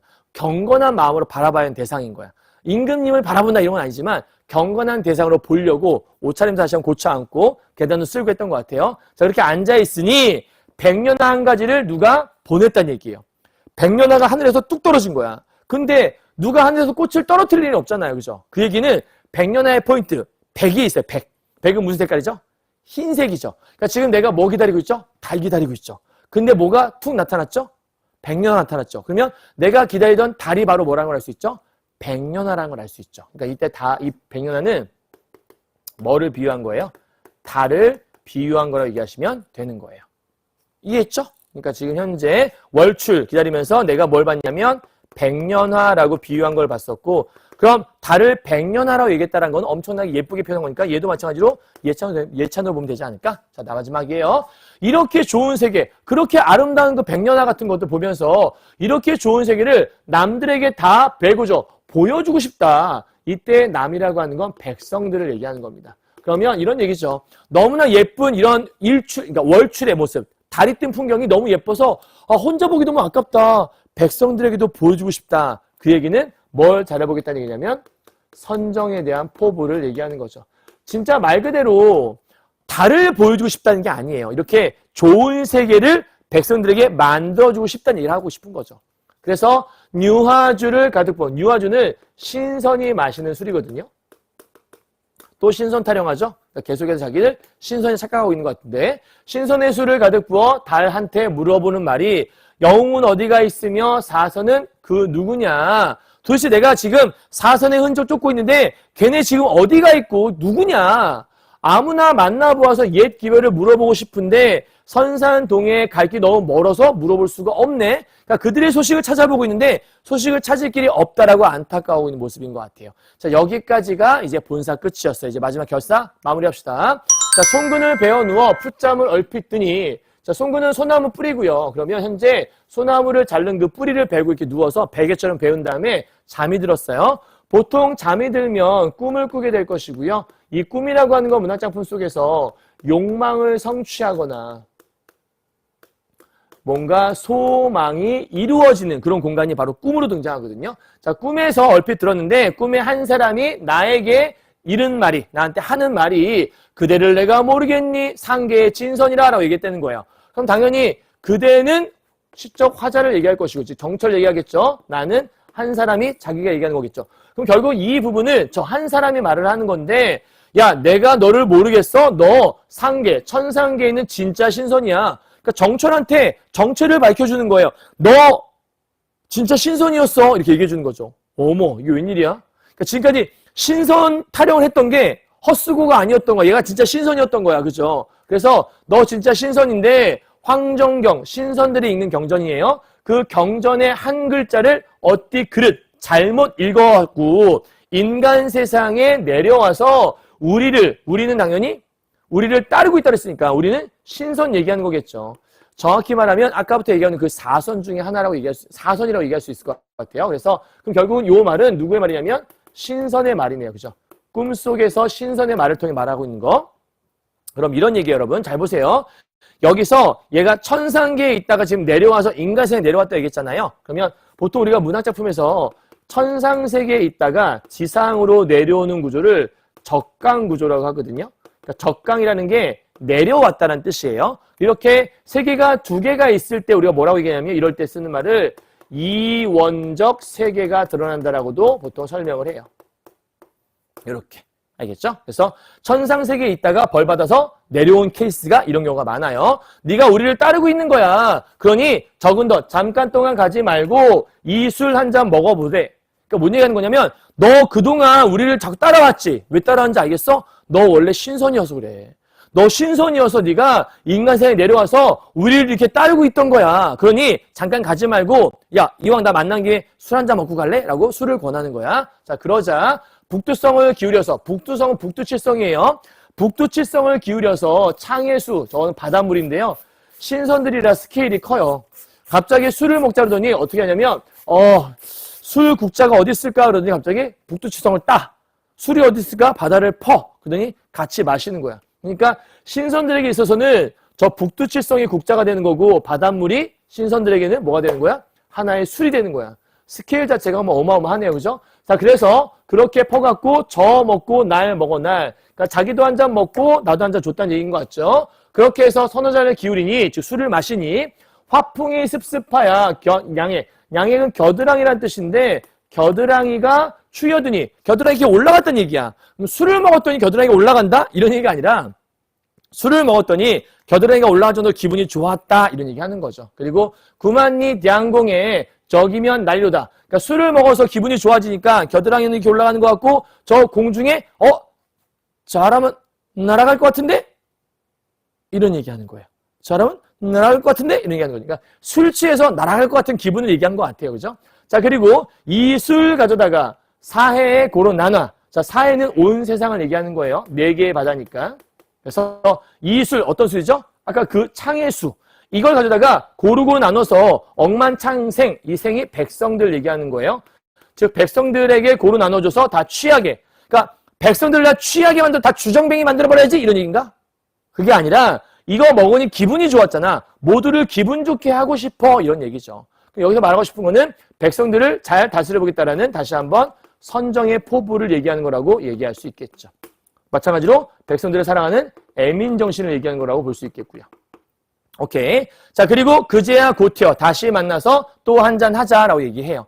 자, 중요한 파트 하나 있어요, 여러분. 지금 현재 여기서 선정의 포부라는 것들은 뭘 잘하겠다는 거냐면 정치를 잘해보겠다는 얘기잖아요. 우리 아까 내적 갈등 하나 있었죠. 정치가 먼저냐, 노는 게 먼저냐, 그죠? 자, 근데 얘가 해결을 낸 거예요. 왜냐면 문제가 사람이어서 문제였던 거거든. 내가 수명이 너무나 적은 인간이라면 노는 거하고 정치를 동시에 할 수 없다면 뭔가 먼저 하나를 해야 되는데 정치하다 보면 놀 시간 놓쳐버릴 수밖에 없잖아. 근데 얘가 신선이라면 먼저 정치 다 해도 남은 수명이 기니까 놀 시간이 충분하겠죠. 그 얘기하는 거예요. 그래서 그러면 내 내적 갈등 해결되면서 먼저 내가 뭐 해봐야겠다. 먼저 정치해야겠다. 오케이. 자, 그리고 나중에 다시 만나서 또 한잔하자. 이게 술 먹자란 얘기보다는 나중에 뭐 해야겠다? 나중에 즐겨야겠다. 이런 얘기 하는 거죠. 그래서 먼저 정치하고 나중에 즐겨야지. 요거를 우리가 사자성어로 뭐라고 하냐면 선우후락이라고 얘기해요. 이때 우자가 근심 우자고요. 이게 즐거울 낙자예요. 그럼 어떻게 해석하는 거냐면 먼저 근심하고 나중에 즐겁자. 그럼 근심하는 거 어떻게 하면 근심이 생기지? 일하면 근심 생기죠. 그죠? 재밌는 일이 아니니까. 그러니까 정치를 하면 근심 생길 거니까 먼저 정치하고 나중에 즐길 거야. 어디에서? 자연 속에 즐길 거야. 그래서 결론을 선우후락하기로 결론을 맺은 거죠. 자, 모든 게 다 해결되고 갈등이 해소가 됐네요. 내적 갈등 해소가 끝났어요. 자, 그 다음 넘어가죠. 말이 끝나자 학을 타고 구공, 허공에 올라가니 공중에서 옥소, 피리 소리가 어제런가 그제런가 얘 지금 잠자고 꿈속에서 만났다고 얘기했잖아. 근데 피리 소리가 들리는데 이게 어제 소린가 그제 소린가 헷갈리기 시작을 했대요. 뭔 얘기죠? 지금 얘가 꿈에서 깨고 있는 상태인 것 같아. 비몽사몽이니까 잠에서 갓 깨갖고 피리 소리가 들린다. 이게 어제 들었던 건가 그저께 들었던 건가 이렇게 얘기하고 있는 거죠. 그리고 나서 밑에 나도 잠을 깨어 바다를 굽어보니 왜? 얘 망향정에서 바다보다 잠들었잖아요. 일어났더니 바다가 앞에 있고 그 바다의 깊이를 모르겠거늘 이게 끝가짜거든요. 끝을 내가 어찌할 수 있겠냐. 그러니까 바다가 여전히 광활하다. 그런데 마지막에 하늘을 보니까 밤에 지금 꿈꿨던 거니까 명월이 천산만락. 천산만락은 온 세상이란 뜻이거든요. 온 세상에 안이 비친 데가 없구나. 그러면 달이 위에 떠 있고 온 세상을 잘 비치고 있는 것 같다라고 얘기했으니 이때 달, 저기 있는 명월은 뭘 얘기할 수 있냐면 임금의 은혜가 여기저기 가득한 것 같다. 이렇게 설명할 수도 있습니다. 됐나요? 자, 되게 길지만 정리 다 했어요. 망향정에서 죽서로에서 갖고 있던 내적 갈등 다 해소하고 선우후락이라고 하는 마지막 결론까지 다 맺었어요. 왜 신선 타령했는지도 다 나왔어요. 신선이었어야 모든 게 해결되는 거였어요. 여기까지 이해했나요? 자, 이제 마지막 이것만은 꼭 정리합시다. 자, 주제는요. 관동지방의 절경과 유교적인 충의사상. 사실은 이 안에는 유불도가 다 들어있어요, 여러분. 그러니까 불교적인 색채는 어디 들어있냐면 애민사상, 불쌍히 여기는 마음은 불교적 색채. 그리고 도교는 신선 얘기하는 거. 그다음에 임금에 대한 지주와 저게 충은 유교사상. 그래서 유불도가 다 들어있다 얘기하고요. 화류법 통해서 생동감 들어내는 거, 대조대구 연쇄, 직유 이런 거 다 설명 미리 했던 거니까 한 번 더 정리하시고요. 자, 이거 외울 게 아니고요. 이거는 어디에 있지를 여러분이 직접 찾아보셔야 돼요. 그게 공부라는 것도 잊지 마시고 요거 적어두시되 외우는 게 아니라 본문 찾아라. 시험에 나온다면 혹은 문제집에 나온다면 혹은 수능에 나온다면 이 긴 본문 중에 어디가 나올지는 아무도 몰라요. 올해 수능 완성은 아마 소양로, 대양로부터 나왔던 것 같은데 그 앞부분이 나올 수도 있고 그 본문에 없는 부분이 나올 수도 있거든요. 그럴 때 딱 문제를 보자마자 이게 어느 부분에 대한 거구나를 먼저 찝어낼 수 있어야 돼요. 먼저 뭐 찾으라고요? 당연히 장소 찾고 그 다음 뭐 찾으라고요? 보고 들은 견문 찾고 그 다음 뭐 찾아요? 느낀 점 찾으면 끝난 작품인 거예요. 이해했죠? 자, 우리 문제 2개만 딱 풀어볼까요? 첫 번째, 위클에 대한 설명이에요. 화자의 공간 이동에 따라 너무 쉽죠? 답 1번이에요. 그죠? 인간과 자연 대비한 거, 성찰, 계절 배경 이거 요 모습들은 본문 전체 속에 있는가 확인 한번 해보셔야 되는데 이게 사실은 문제 속에서 일부분 떼서 가져온 거라 그 일부분 속에서는 이런 모습들은 없었어요. 참고로 요 계절적 배경은 요 안에 있긴 있죠. 이화가 벌써 졌다. 그 이화가 계절적 배경이었으니까 눈 같은 것도 있었었고 그죠? 체크하셔야 돼요. 다음 2번 문제 할게요. 요 얘기에서는 여러분 이거만 보세요. 진월대에서 바라보는 봉우리의 다양한 모습은 내면에 일어나는 감흥을 드러내고 있다. 아까 뭐라 했냐면 진월대에서 봉우리들 막 보면서 그거에 대한 자기의 감상을 노래했으니까 틀리면 아니라 볼 수 있겠죠. 아까 소양로, 대양로 얘기했던 거예요. 그다음 망고대와 혈망벌을 보면서 왕위에 충성다하는 신하의 모습, 충신의 모습이니까 지조적이게 얘기했었죠. 그죠? 3번. 계심대에서 12,000봉의 다양한 기운으로 인걸 키우려는 모습은 정치에 대한 현실 참여. 그러니까 임금님 도와줬으면 좋겠다라는 참여 의지니까 맞겠죠. 4번이요. 비로본 꼭대기에서 넓게 펼쳐진 세상을 내려다보면서 내려다봤나요? 얼핏 보면 맞는 것 같지만 내려다보면서란 말은 틀린 말이죠. 내려다본 적이 없어요. 올라가지 않았으니까. 다음 몇 번이에요? 4번인 거죠. 그냥 보기만 했다. 이게 포인트라는 거. 됐죠? 여기까지? 자, 정리 끝. 다 했어요. 오늘 긴 시간 동안 이제 강의했는데 선생님이 4년 전에 강의했던 관동별곡을 오늘 다시 한번 최종 또 한번 정리해 본 거고요. 자, 지금까지 선생님이 했던 것들 요거 아마 정리하기 힘들었을 거예요. 근데 중요한 건 다 그러니까 하나하나 세부적으로 기억할 생각하지 마시고요. 이렇게 핵심들 위주로 기억을 하시면 작품이 이렇게 생각보다 어렵지 않을 수 있거든요. 그래서 항상 기억할 거 여정, 견문, 감상에 따라서 보자마자 골라내자 정도만 이해하시면 되고 제일 중요한 게 뭘까? 포인트 잡아가시면서 선생님이 아까 앞에 핵심 포인트 잡아드렸던 거 있죠? 핵심 포인트에 맞춰서 대답할 수 있으면 끝난 작품입니다. 알겠죠? 자, 고생하셨고 다음번엔 다른 강의로 만나 뵙도록 하겠습니다. 수고하셨습니다, 여러분. 안녕!